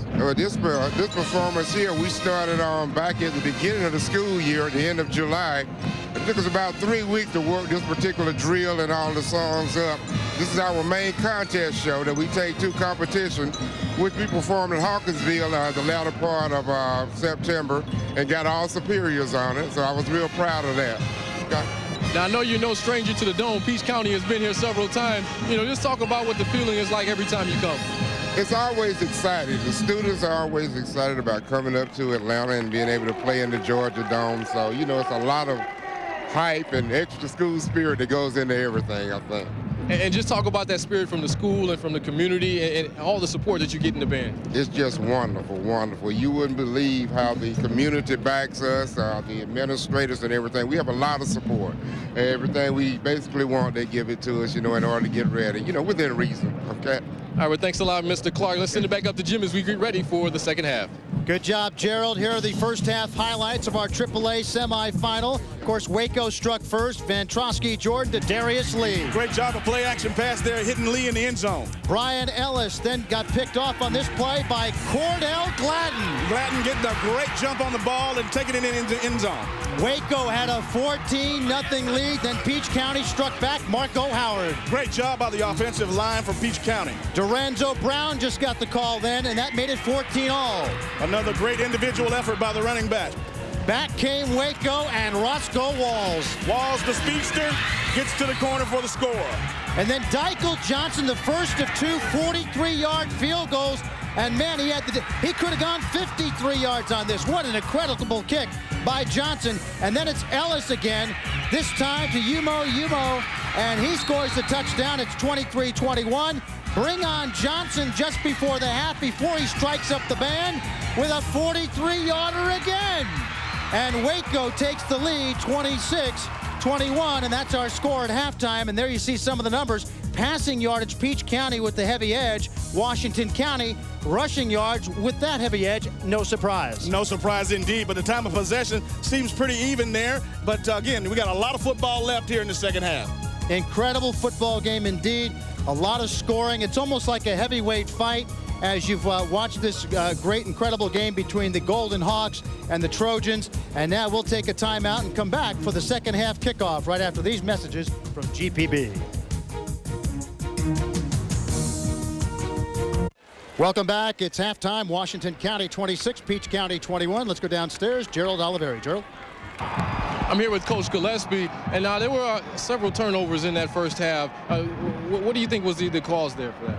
Oh, I don't know. I thought we came out a little tight, and maybe we'll relax in this second half and just play some football. And just talk about, you know, the experience of being here in the Georgia Dome and what you're planning to do in the second half. Oh, I think it's a great experience for these kids, and these kids are excited about being here. And, you know, we just need to settle down in the second half and play our game. All right, well, thanks a lot for stopping with us. Good luck in the second half. All right, thanks, Gerald. So there you have it. What a great football game. And now Washington County will kick it off to Peach County. There you see the Golden Hawks lining up to kick it off. And Dykle Johnson, who ended the first half with an exciting 43-yard field goal, his second 43-yarder of the game, then went and played for the band. Now he's taken his musical instrument, put that to the side, football uniform back on, and here we go with the second half. And Dykle Johnson will do the kicking. Chris Postal is back deep, number 4 for Peach County. And here we go as second half action is underway. We are 24 minutes away to find out which team goes to the championship next week against the Shaw Raiders. And there's a great return by number 4, Chris Postal. He brings it out to about the 17-yard line, stopped by number 11, William Daniel, and number 15, Brad Jenkins. You can definitely do a great job in kick coverage when you have a kicker like Dykle, because he can get some elevation on the ball and he can drive it deep. So again, a great opportunity here to line up on defense with Peach County backed up. If you're just joining us, that man, Brian Ellis, is the quarterback for Peach County, having a great day. Great pocket passer. The Trojans are known for having a well-balanced offensive attack, and they've done a great job today as they start 1st and 10 at their own 18-yard line. 2 wideouts to the right on 1st and 10, and Ellis hands off to Lorenzo Brown, and Brown turns the corner, and Brown gets out past the 35-yard line to the 37-yard line. There's a flag on the play. You get the feeling this one might be called back. Stop was by number 18, Ventarius Grant, and number 42, Cardinal Coleman. Tell you what, you can tell by the speed of that play alone for Peach County that they were re-energized at halftime there, but Brown went on the corner there and was basically 1 tackle away from taking it all the way. And Coach Gillespie not exactly happy with that one, but tough way to begin the second half. And Danny Westbrooks will make the call here, our referee. Holding, offense, 10-yard penalty from the spot of the foul, still 1st down. So a holding call sets them back 10 yards, and the Trojans will begin 1st and 10 at their own 10. You saw that shot there. Kavarin Miller actually getting held there on that play.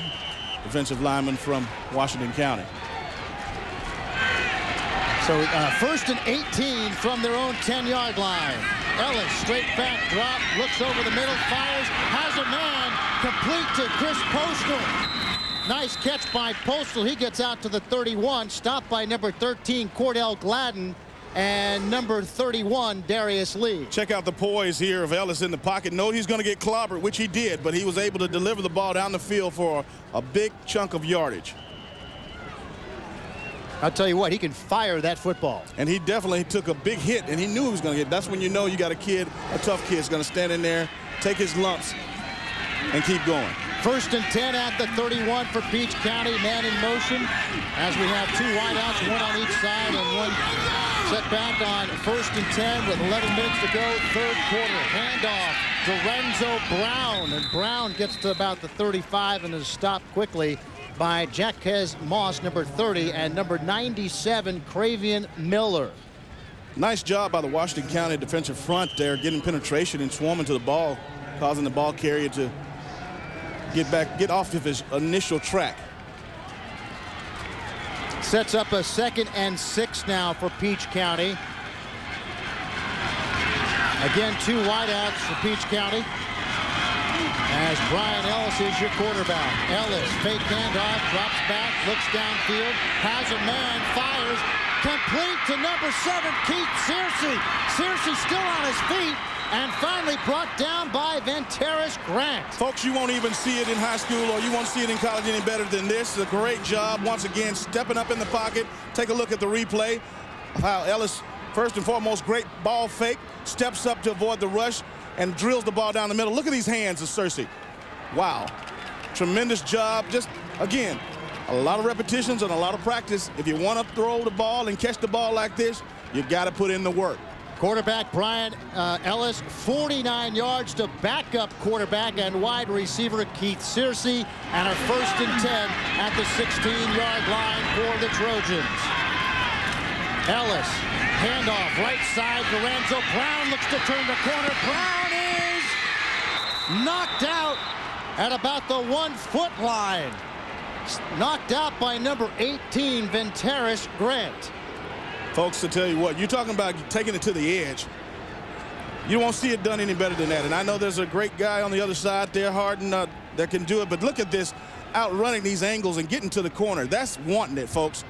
That's definitely wanting to get it in the end zone. And check out the shot by number 18, Ventarius Grant, big right hit here at the end of the play. Huge hit. Bang. Woof. You like that, huh? That's another reason why I'm not playing anymore. 1st and goal for Peach County. And a handoff up the gut. And they try to plow it in. Big number 99, Rayfield Everett, is a defensive lineman. Checks in at over 300 pounds. Brings back memories of the fridge and the Chicago Bears. Check out this play here. Unbelievable. You won't believe this, but I actually played against the fridge. I was playing with Green Bay on that Monday night clip that they show all the time. I was an outside linebacker coming over in disbelief after he plunged in the end zone. Oh, my All 350 pounds of it. That must have been a sight. Oh, man, I tell you. So they mark it at the, well, there you have it. It's about a foot. About the length of the football to the goal line for Peach County. 2nd down and goal. Great shot from our crew. Handoff up the middle. And what a defensive stop. Doranzo Brown tried to get in. And the Golden Hawks come up with a great defensive play at the line of scrimmage. Wow, take a look at these tough guys up front for Washington County. Cody Robinson, number 52, Emmanuel Kelsey, 55. These guys are playing tough up inside. There's the initial hit by number 42, Cardinal Coleman, and Rod Latimer, number 3, was also involved in the play for Washington County. The crowd yelling defense. It's 3rd and that long to the goal line.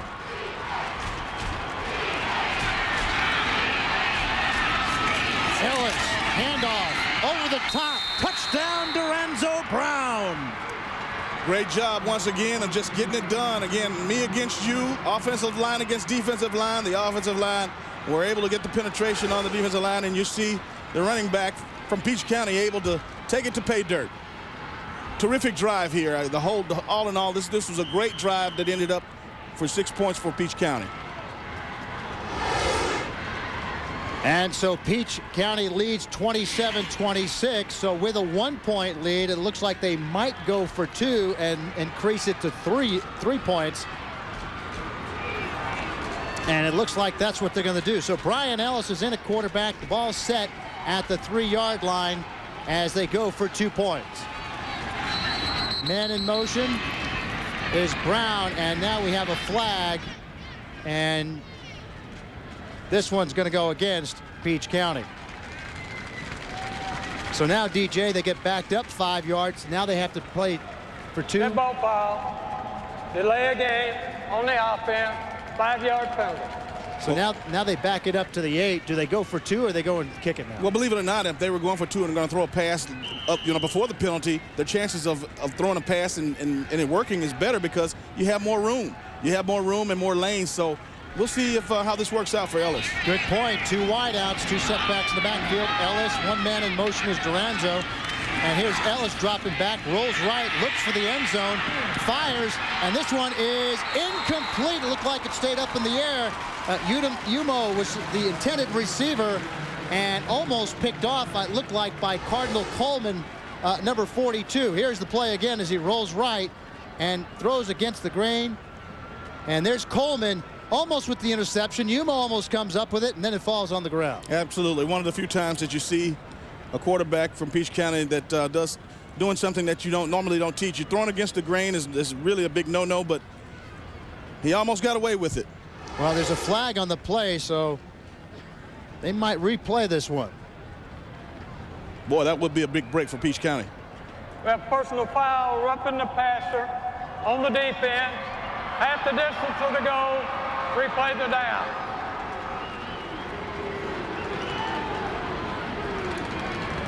Roughing the passer, so that puts the ball back at the 4-yard line. And it looked like Keith Swinton, Cordell Gladden really gave Brian Ellis a shot as he was rolling right after releasing that football. And so therefore Peach County gets another shot at it. 2 wideouts to the right as they look for the 2-point conversion. Ellis looks left and has a man. Touchdown Peach County. Doranzo Brown for 2 points, the 2-point conversion. Boy, he got away with one there, and Ellis lofting it out there, and I thought that ball hung in the air a little long, but it came down in the nick of time. Nice play as you had the 2 wideouts to the right, but yet Ellis goes left and gets his running back coming out of the backfield, and Doranzo Brown, a great play. Nice play there. And again, Brown stretching out and getting it across the goal line for the 2-point conversion. Again, when you look at the mechanics of this quarterback for Peach County, I mean, the ball fakes and his release, I mean, his mechanics, this kid has been very well coached. Fundamentally sound, bottom line.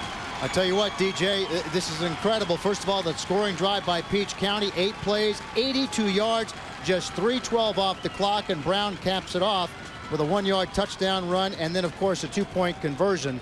And this heavyweight fight just keeps going back and forth between Peach County and Washington County. And what's more impressive when you talk about that last drive by Peach County is that the run and play calling mix-up there. Gillespie has done an excellent job, as he has done with this Peach County offense, of just making great play calls and mixing it up.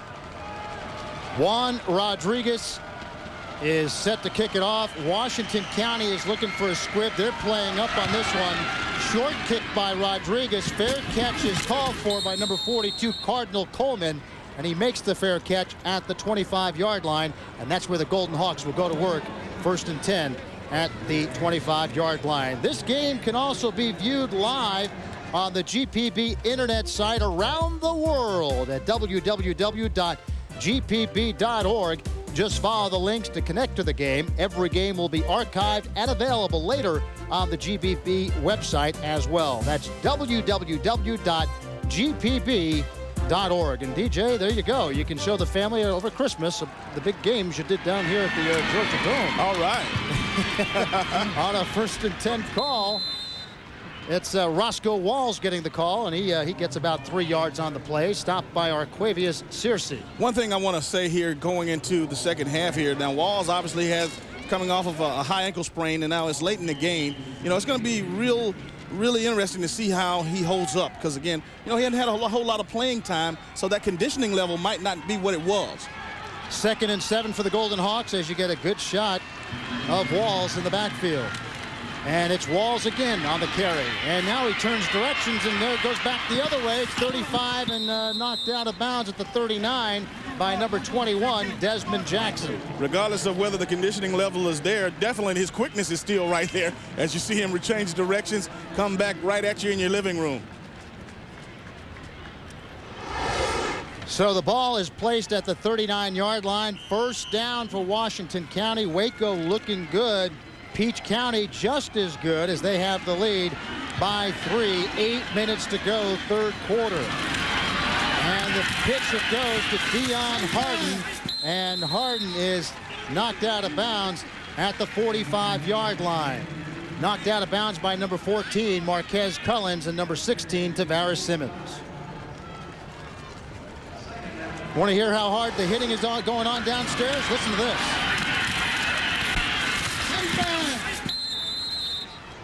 That's some heavy-duty hitting, DJ. Brings back memories, I'm sure. Oh, definitely. I got a feeling, though, that's one of the main reasons why you're probably sitting up here, huh? You got that right. 2nd and 4 from the 45. Quick snap count, and here is Harden. And Harden gets to about the 49-yard line. Good defense by Peach County, stopped by number 99, Rayfield Everett. Good defense indeed, but you hold your breath every time one of these running backs, as you saw Harden comes off and his buddy comes on. But these guys, they can take it the distance, folks. I mean, these are great running backs, and they can score from anywhere on the field. There's our sound operator, and we have a bunch of students working this game, and they're from Coosa High School. We thank Coosa High School for their support in helping us here at GPB to bring you these games live statewide. Okay, here's the pitch to Roscoe Walls, and Walls with a big run gets inside the 40 to the 39-yard line. Good stop by number 16, Tavares Simmons. And definitely a great stop, but even a greater effort up front as you look at the replay here. Check out this pulling guards and these linemen here out in front, providing the way for, or paving the way for Walls to pick up this excellent yardage.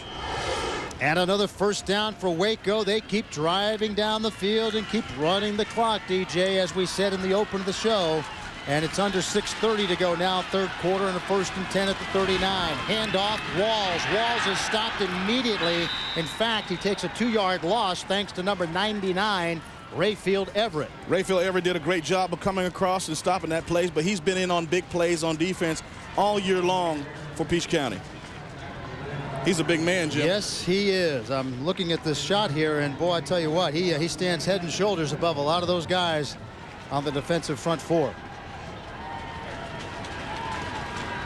And I'd take a size 12. I think he takes about a size 17 shoe, it looks like. All 255 pounds of him. Yeah, 6'2". Incredible athlete. Defensive end for Peach County. Here's the pitch. It's Dion Harden again getting the call, and he gets knocked out at the 39-yard line. Stopped by number 8, Terrence Hatcher. Great effort running to the ball, all 11 Peach County defenders, and that's the way you do it. When you draw it up and when you talk to defensive coordinators throughout the state, the number one thing that they want their kids to do is to chase the ball. So it brings up a big 3rd and 9. The ball's placed about the 38-yard line. So they need to get to the 29-yard line in order to get a first down. The Trojans are looking to stop them right here. Van Trosky Jordan, the quarterback, rolls left, looks downfield, has a man down the sideline, and this one is picked off. It's picked off by number 24, Preston Battle. What a play. And the pass was intended, of course, for number 31, Darius Lee. Well, Battle did. Good defensive play. We'll take a timeout from the Georgia Dome. We'll be back with more 3A semifinal football action right after this.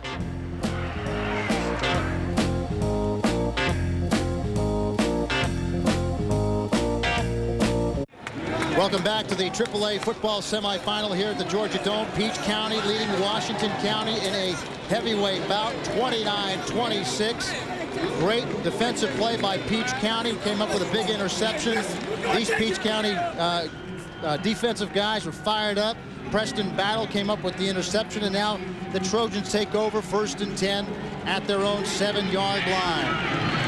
Brian Ellis is your quarterback.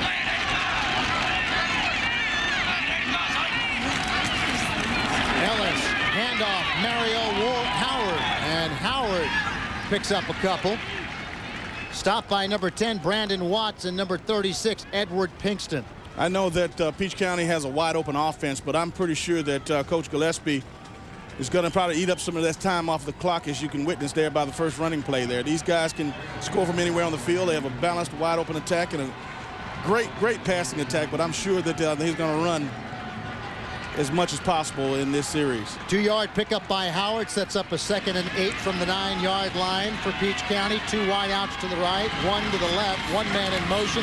Handoff, no fake handoff by Ellis. He's going for it all on this big play, and he has a receiver, and it's Darius Lee, and they call this one. It's an interception. What a play by Dion Harden.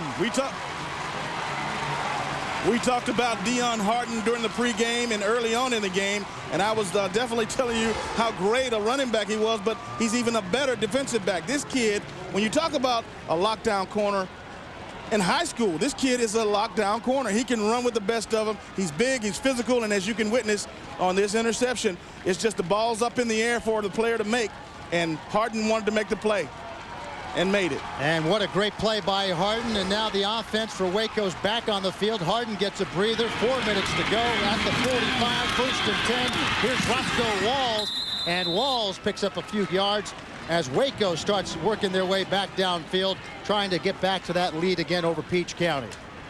When you look at these two kids, 43 Walls and number 20 Harden, you'd be hard pressed to find 2 better kids. I mean, all around athletes, great speed. And you know what? They're big weapons for Washington County. 2nd and 4. There you see Roscoe Walls.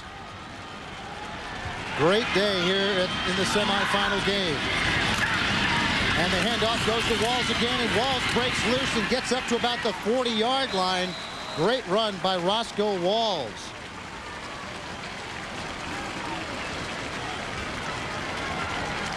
We have an exciting game here. Of course, Peach County leading 29-26. Earlier, Shaw won over Carver 16-14. They'll play in the championship next weekend. AA game coming up at 3 o'clock. Dublin takes on Lovett. 6 o'clock tonight, the 4A game, Northside against St. Pius. And 9 o'clock, Marist and East Paulding. A great lineup of football right here on GPB. Handoff, right side is Dion Harden, who's back in the game after the big interception. And boy, I tell you what, he can play both sides of the ball in a big way, DJ. He can indeed, but I got to give some credit to that offensive line. It looks like they're running downhill. Well, that's made possible. Compliments of this offensive line for Washington County. Flag on the play. Yep, flag on the play, and it looks like this one's going to be against Washington County. Here's Danny Westbrooks. We have a personal foul on the offense, a blow to the head, be a 15-yard penalty from the spot of the foul, and it'll still it'll be first down. Getting a little too rough down there, DJ, as these teams are competing to advance to the championship game of AAA next weekend. Nobody said it was going to be easy. These guys are fighting for a chance to play Shaw in the state championship game. By the way, Shaw will have to travel to whoever wins this game today. Yep, the Shaw Raiders waiting for the winner.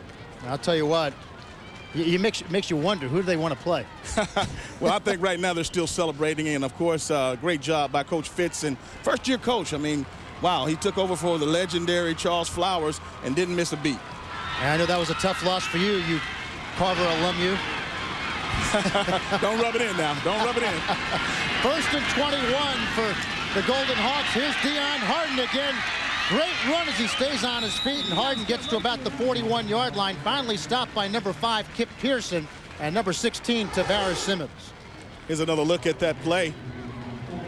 Harden taking the handoff off left tackle. But this guy, like I said, man, he runs in there like every play he's going to the house. And there you see Dion Harden working, giving it 110% on both sides of the ball today for Washington County. Talk about a well-conditioned athlete. Oh, yeah. And they also find out in the fourth quarter especially. Here's Jordan and the handoff. This is Roscoe Walls again. And, of course, it helps, DJ. You know, you got Harden, you got Walls. I mean, you got Coleman periodically. I mean, you know, when you got guys like that in the backfield, you know, you can get some rest and still come up with big plays. And what's impressive about the running game of Washington County, they have 4 backs that all average over 7 yards a carry. That's phenomenal. That's a nice way of figuring out, hey, who do I give the ball to? Well, it really doesn't matter, just any one of them. And there's Dion Harden. And there's Dion Harden's numbers on the day. 19 rushes, 105 yards, and 1 interception for the senior as we have a timeout on the field in this great, great football game between Peach County and Washington County.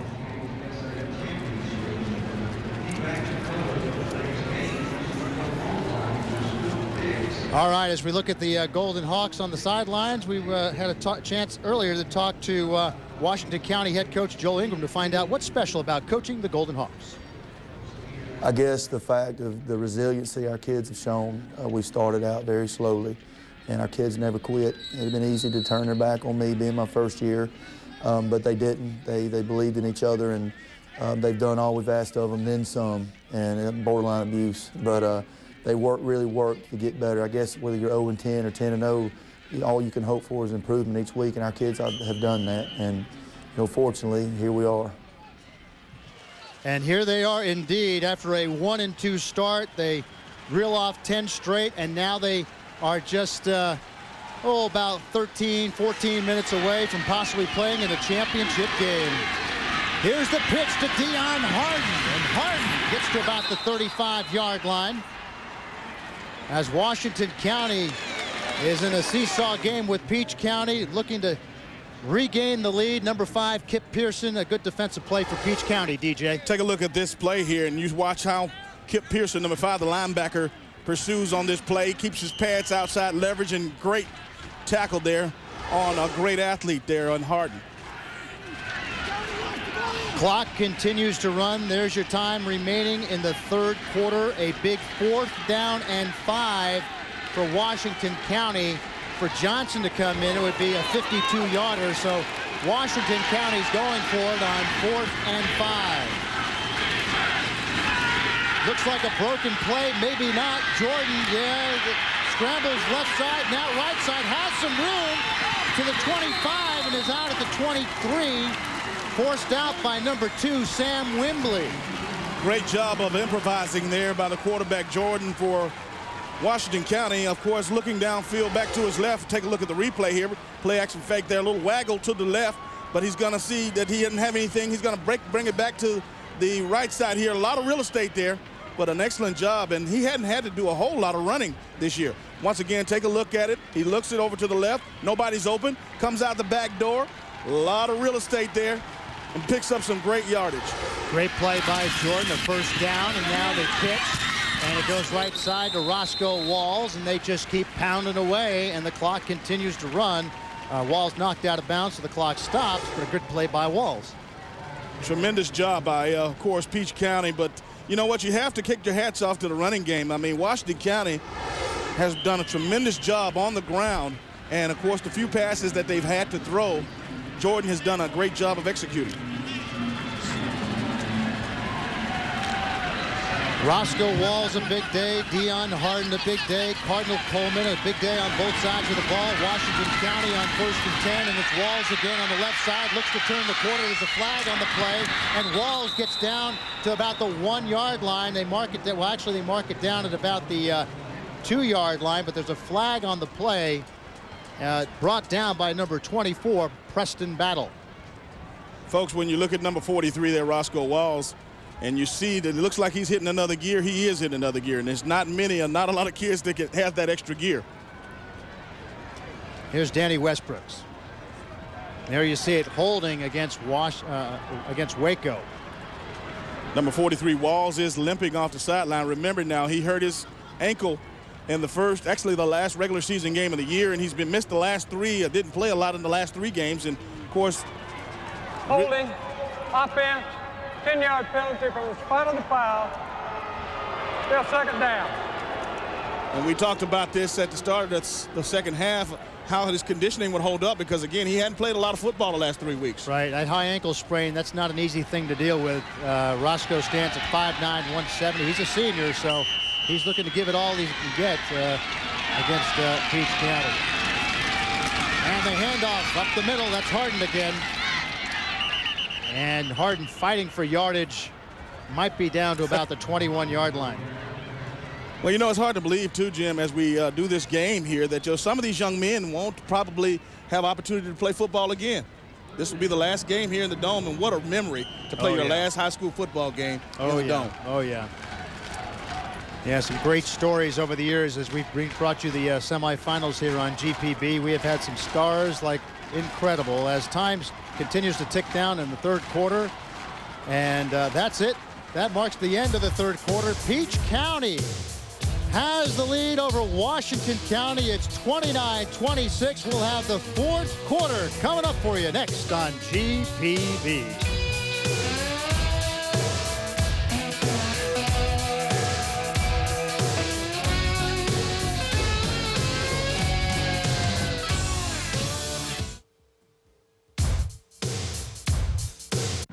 And welcome back to the Georgia Dome. Here you see both coaches, Rance Gillespie and Joel Ingram. 12 minutes to go in this big heavyweight championship.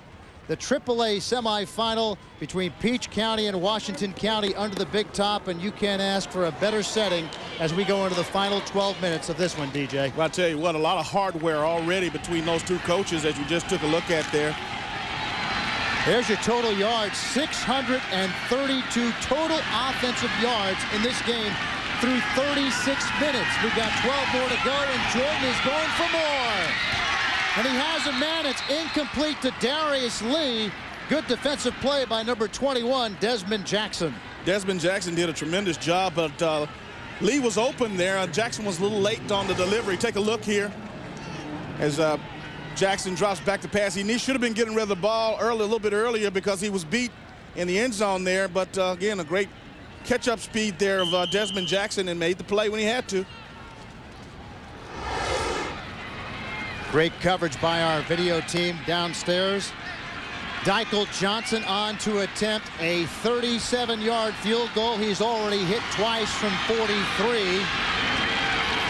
This would tie the game at 29. Here's the kick by Johnson. It's up, and it is good. Deichel Johnson, 3 for 3 on the day, from 43, and now from 37 yards. And also throw in a halftime performance with the band. Deichel Johnson is having an outstanding day. As you take a look, his 3rd field goal on the day. And I don't know if he's had a better day kicking the ball or participating in the band. They have both been a tremendous day for this young man. Well, he's certainly playing the right number now as he dials it in from 37 yards out. And here's another look as it comes right into your living room. And again, that ball could have traveled another 10, 15 yards. Absolutely. You know what? The one thing about Dykel Johnson is that being a tremendous instrument player, horn player in the band, but a tremendous kicker. This kid's a senior now. Which one? I mean, does he take the band scholarship or does he take the football scholarship? Well, he's already proven to us he can do both, so. Oh, you're thinking he can do it at the next level, too? You never know. There you see the field goals on the day, 3 for 3. And some from pretty good distances for the senior Dykel Johnson. He'll kick it off, and back deep to receive is number 4, Chris Postal, who is back there for Peach County. There he is, number 4. There's a guy there. He had a great day of kicking and an excellent halftime performance in the band. And here's the amazing thing. He's 5'6", 140. Who said you had to be a big brute to be a kicker, huh? That's exactly right. He's well built, though, in his hip area. That's right. That's where he gets that power in the leg.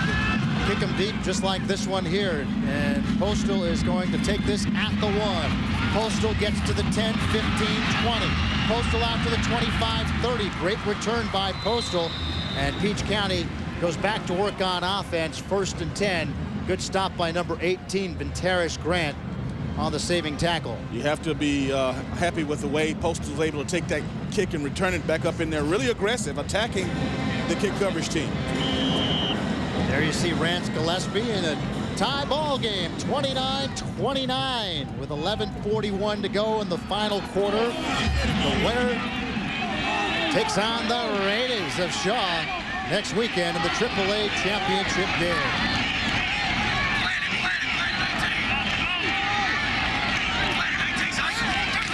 Ellis hands off. That's Dorenzo Brown that comes up with a big play. And boy, I tell you what, if he doesn't get tripped up on that one, Dorenzo Brown is gone. Boy, Brandon Watts was fortunate enough to trip him out. Take a look at this play. Man, he's off to the races if it wasn't for number 10, Brandon Watts, getting the shoestring tackle there. He'd still be running right now.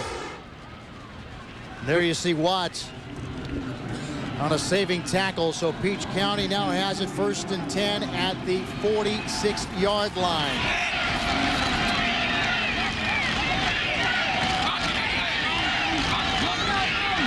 Ellis calling an audible. And the handoff goes to Mario Howard, and Howard crosses midfield and into Washington County territory at the 48-yard line. Stopped by number 97, Cravian Miller. Great job of running to the football there by Miller.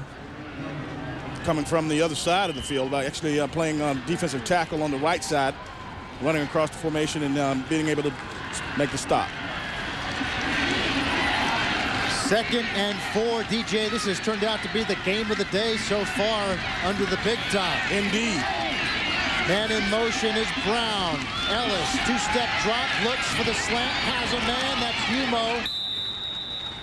Check that. That's Keith Searcy. No, it is. It's Umo. Oh, yeah, Keith Searcy. I stick with the first one. They look so much alike. You know, they play so much alike. They both make plays for Ellis, huh? Yep, quarterback to backup quarterback, and Searcy with the good hands makes a great catch. So it's at the 41-yard line. Now a 1st and 10 for Peach County as they continue to move their way down the field. The clock continues to run.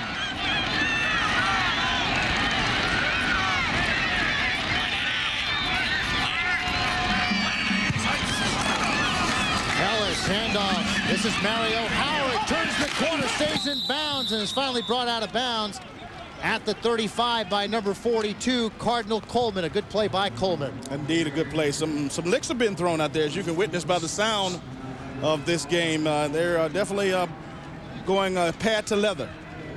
Well, you know how it is. You remember the days up at UGA, DJ, and also at Carver. I mean, just before the start of the 4th quarter, 4 fingers goes up. It's because you want to find out who has that stamina to last all 48 minutes. You're absolutely right.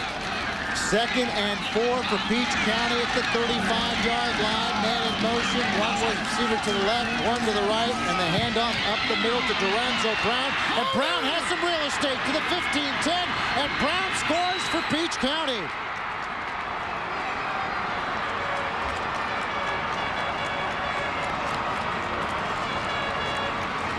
Dorenzo Brown with a big touchdown run for Peach County. and the Trojans are back on top. Take a look at this burst, this up inside there. Once he knows that he's off to the races, I tell you what, you can meet him in the end zone. Nice job. And of course, that play wouldn't have been made possible if it wasn't for his tremendous offensive line up front. Juan Rodriguez on to attempt the extra point. The snap is good, the kick is up, and it is good. Juan Rodriguez hits the extra point. But Duranzo Brown comes up with the big play. 35-yard touchdown run. Look at this for the day. 15 carries, 159, and his third touchdown of the game, DJ. Well, one thing about it, if you weren't convinced that Peach County had an explosive offense before you watched this game, you definitely know now. This team is tremendous, both throwing the ball and rushing the football. It's still Peach season, and the folks are celebrating in the stands as Peach County has the 7-point lead. Hey, by the way, I don't know if you knew this or not, but Peach was the last county created in Georgia. I didn't know that. Wow, I didn't either. Being formed from land that was part of Houston and Macon counties back in 1924. Well, no wonder we didn't know about it. But I mean, at the time, it was the 161st county, but Milton and Campbell counties have since merged with Fulton, and so the rest of the real estate story goes. Okay. And so there you have it. That's some good information. Now, some of these kids have probably learned that in history class. So, so Peach County with the lead, 36-29, under 10 minutes to go in the final quarter. From under the big top, and there's the high kick from Juan Rodriguez, and it's fielded by number 42, Cardinal Coleman. Coleman's got some real estate, and he takes it out to about the 32-yard line, and that's where Washington County will take over on offense. 1st and 10, stopped by number 5, Kip Pearson, and number 24, Preston Battle. Well, I think Cardinal Coleman realized that after fair catching the last several that he had obviously enough room for him to catch it and advance it. So again, being the old part-time fullback that he is, wants to gets his name in the paper too. Peach County, look at these numbers. 219 passing yards for Peach County, 28 for Washington County. Hey, just as we set it up in the open, Washington County likes to run the football, and a lot of yards, total offense in this one. On 1st and 10, the pitch goes to Roscoe Walls, and Walls picks up a couple. Jim, I got to ask you this. When you look at that yardage by both offenses, and again, coming into this game, these were two of the top defenses in the state. I mean, what does that say about the defensive side of the football in this game? Well, what it says is something's got to give. Look at these. Again, there it is, combined yards. It's just incredible. And, you know, we said off the top, Peach County had a balanced attack, and Washington County likes to run the football, and there you have it. And so now Washington County, you know, down 7. Clock is starting to tick against them, so they might have to throw it up in the air a couple of times. In the meantime, it's a running play. Dion Harden gets the call and takes it out to the 35-yard line, stopped by number 56, Arquavius Searcy. We know that passing the football has not been the forte of Washington County. However, early on in the game, they did a great job. Vantrice Jordan did a great job with the play-action pass. So, you know what? They're going to have to fool anybody. He's going to have to throw the ball if we get back in this game. You bet. There's Coach Gillespie. There's the defense from the fans being cheered on. 3rd and 7, a big 3rd and 7 for Waco.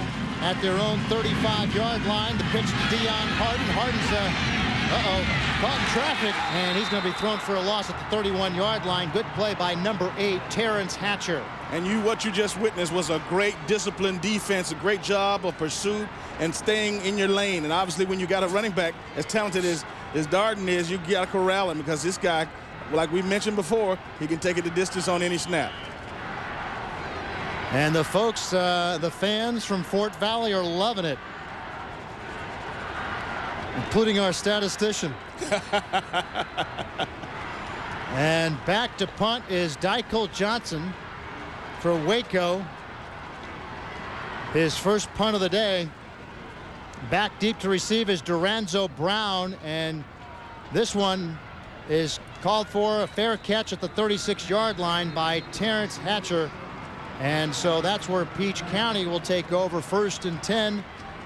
And they have the lead, 36-29, as you see some more of the fans that made the trip from Fort Valley. It takes it's viewers like you that help make great local programs like these high school football games possible on Georgia Public Broadcasting. To show your support, simply visit our website at www.gpb.org.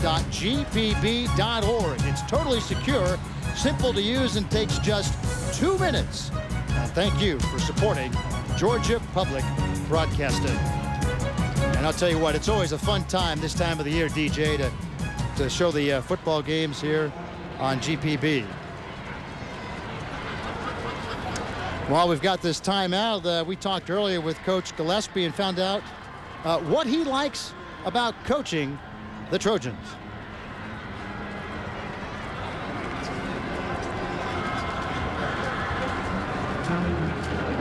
Wow.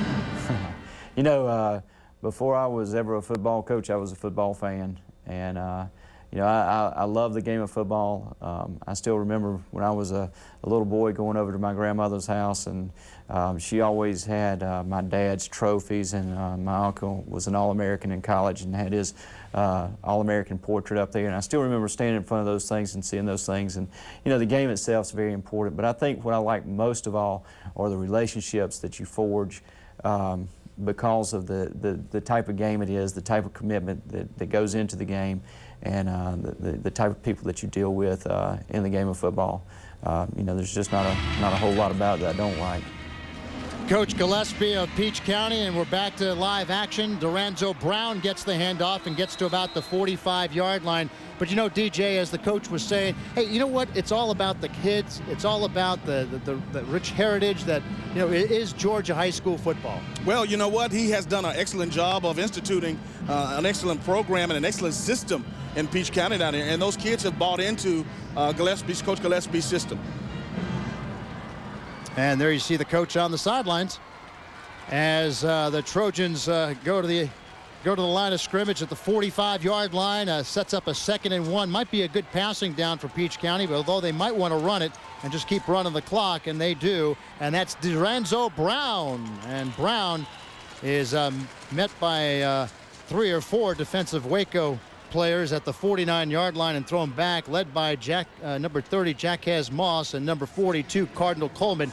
And we're calling Coleman's name a lot today. You have been, and we'd said at the top, you know, he's the guy on defense, and, you know, fortunately or unfortunately for Washington County, you know, he's making a lot of plays, but he has to make these plays. And he needs to make even more now in order to stop this Peach County offense and get the ball back for his team. Absolutely. There's a good shot at Coleman. He'll be playing in Division I ball next year. 1st and 10 for Peach County at the 49-yard line. Man in motion, 2 setbacks. Here's the handoff. And that's Mario Howard. And Howard gets to about midfield, stopped by number 13, Cordell Gladden.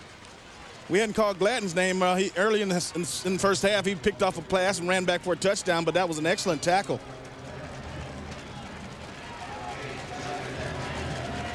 Clock continues to run now. 6 minutes and counting left in this 3A football semifinal here in downtown Atlanta.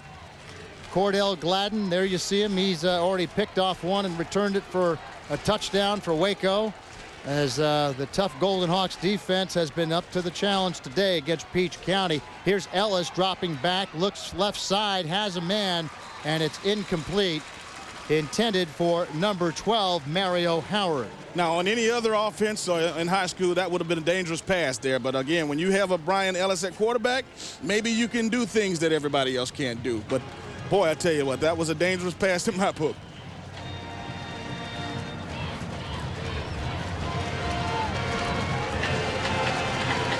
Brian Ellis has really brought this team together, and I'll tell you what, when you think about how he played at a private school before this and jumped into this this level of high school ball in his senior year and doing the job he's done, it's incredible. Mario Howard gets the handoff and takes it straight up the gut. What a play by Howard. And Darius Lee comes up with a stop on defense for Washington County. Here it is again, DJ. All righty. Tell you, this is just flat out good blocking up front, and again, a great vision by the running back to get his ball, get into the open space and get as much yardage as possible. Boy, I tell you, that's a nice chunk to add to an already great rushing day for Peach County. But getting back to the quarterback, as we mentioned, Ellis transferring over from Tift area private school AA. school, high school down in South Georgia, to the big school here in Peach County in AAA. You saw the numbers up for Howard on the day, and he continues to collect more as we approach the 5-minute mark left in the fourth quarter. And now Ellis checks off, and with that is a delay of game against Peach County.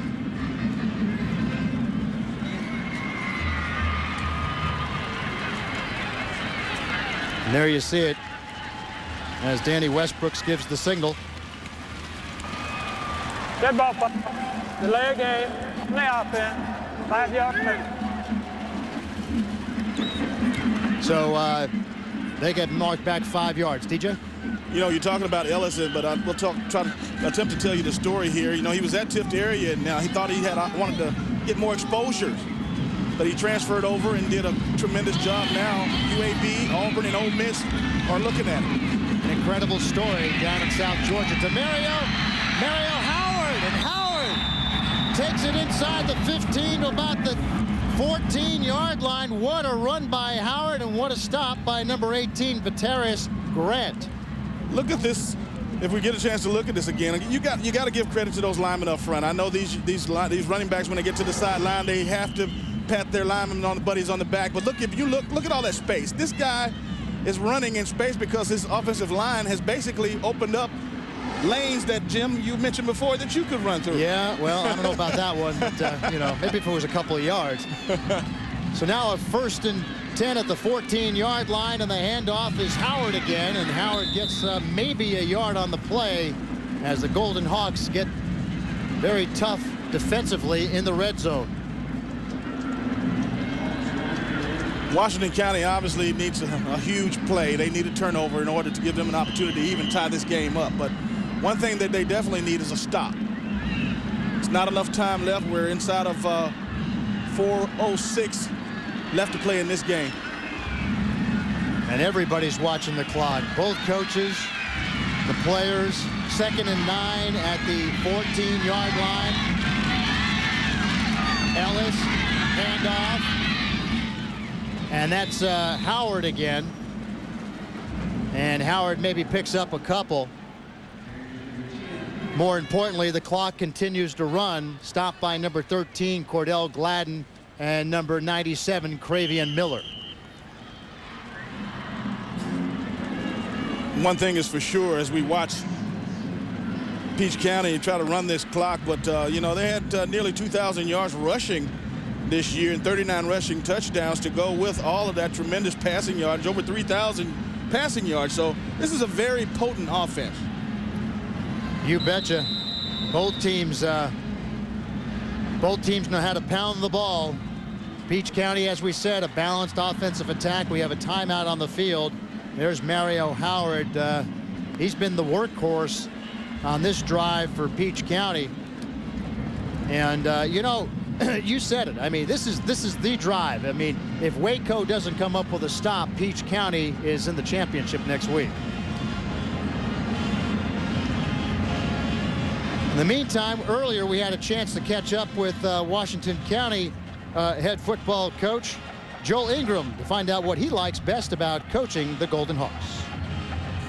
I guess just the idea of, I love football. I grew up as my father was a coach in Alabama. I grew up in a field house from the time I could walk and talk, and just being around the guys, the camaraderie, and I guess, like I was saying earlier, taking a team and seeing them improve over the course of the year and seeing them start to gel and come together and execute, those things rewarding. It makes you feel like you've done something.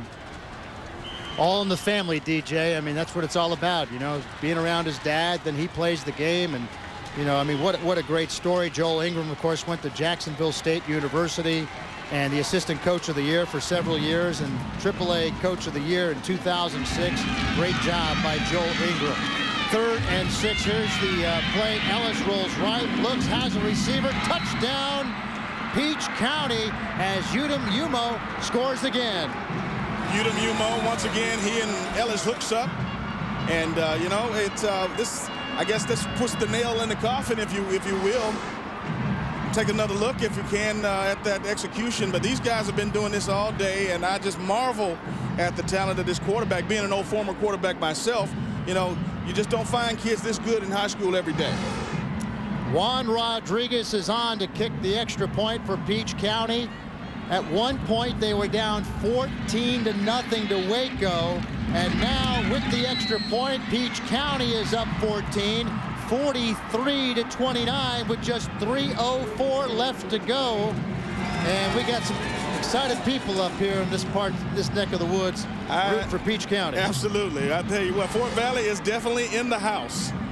And I tell you, these folks down in that part of the country, they're not too far from Columbus, man. They're excited, and they have a great football team. And if something doesn't happen for Washington County in a hurry, their season's going to end right here at the Dome.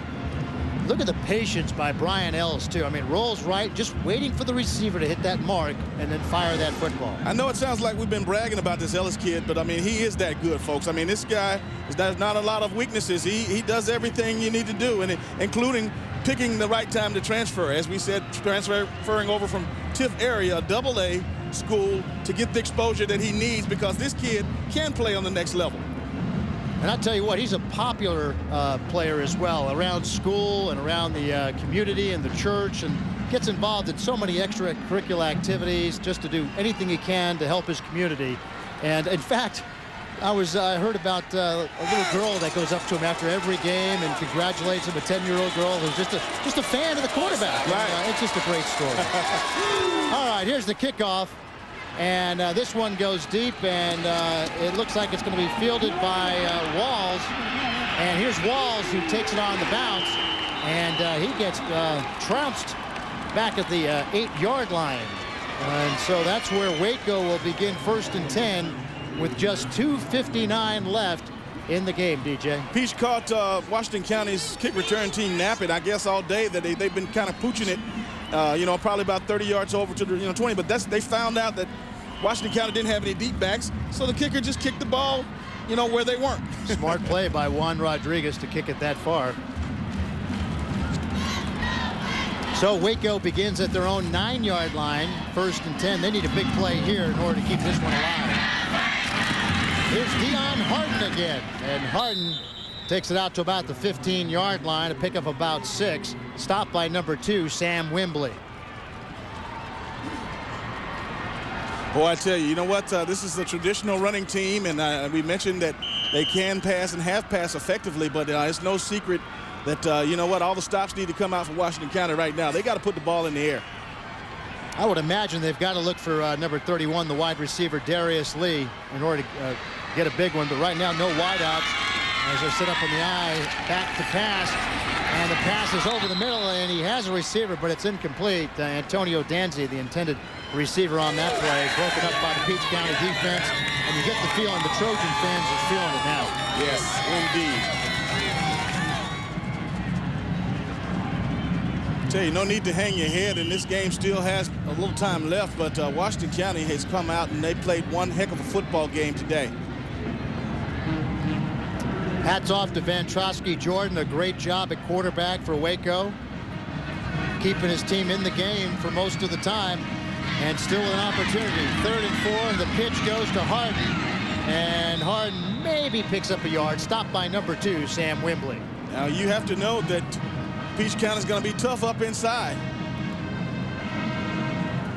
Coming up on 2 minutes left in the final quarter.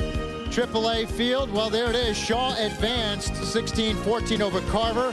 Looks like they'll play Peach County next week in the AAA championship. It's the Shaw Raiders and the Peach County Trojans doing battle next weekend in the AAA championship game. What a game it's going to be. Game indeed, and one game that I will definitely be a part of. And the punt by Dykel Johnson, and Johnson's punt end over end, and it looks like it goes out of bounds right at midfield. And yes, they believe in their Peach County Trojans as they will be playing home next week in Fort Valley, hosting the AAA championship game, DJ. Absolutely, and the Shaw Raiders out of Columbus, Georgia will be taking on Peach County down there in Fort Valley. And of course, I'll have an opportunity to be at that game as well. Myself, Dale Williams, along with athletic director in Columbus, Georgia, Charles Flowers, because we'll be doing the game radio broadcast on Magic 98.3 for all those good folks back in Columbus. I think Magic fits you perfectly. 1st and 10, Peach County at the 50-yard line. As they look to run out the clock, It's Dorenzo Brown with the carry, and he gets to about the 44-yard line, 6-yard pickup. As the clock continues to run, 1:19 and counting. Well, I guess they can start warming up the buses out there in the lot, huh? Yeah, that's a safe statement. But again, hats off to Coach Joel Ingram. I can tell you, he did a tremendous job. This team came out and they struck first, up 14 points, and they gave Peach County all they can handle. 2nd and 5, under a minute to go as Peach County looks to run out the clock. And that's Dorenzo Brown again, and he's met right at the line of scrimmage and actually thrown for a loss by Brandon Watts, number 10, and number 13, Cordell Gladden. You know, having the opportunity to see Peach County play up close and personal against LaGrange a couple of weeks when they knocked LaGrange out, you know, I was so impressed. Again, at the high school level, this was probably the most impressive high school team from top to bottom that I've seen in quite some time. A tremendous offense, a tremendous defense, nice special teams. You know, they have it all. Absolutely. And on 3rd and 6, it's just a knee down. And boy, what a comeback by Peach County, down 14-0. And they go and outscore Washington County 43-15. And they win this AAA football semifinal. Peach County 43, Washington County 29. What a great football game, DJ. Absolutely, and the folks down in Fort Valley, they're getting ready for a state championship AAA matchup, and the Shaw Raiders are coming in for Columbus, Georgia. We'll take a timeout and hear from the winning coach right after this. You're watching the semifinal football playoffs from the Georgia Dome.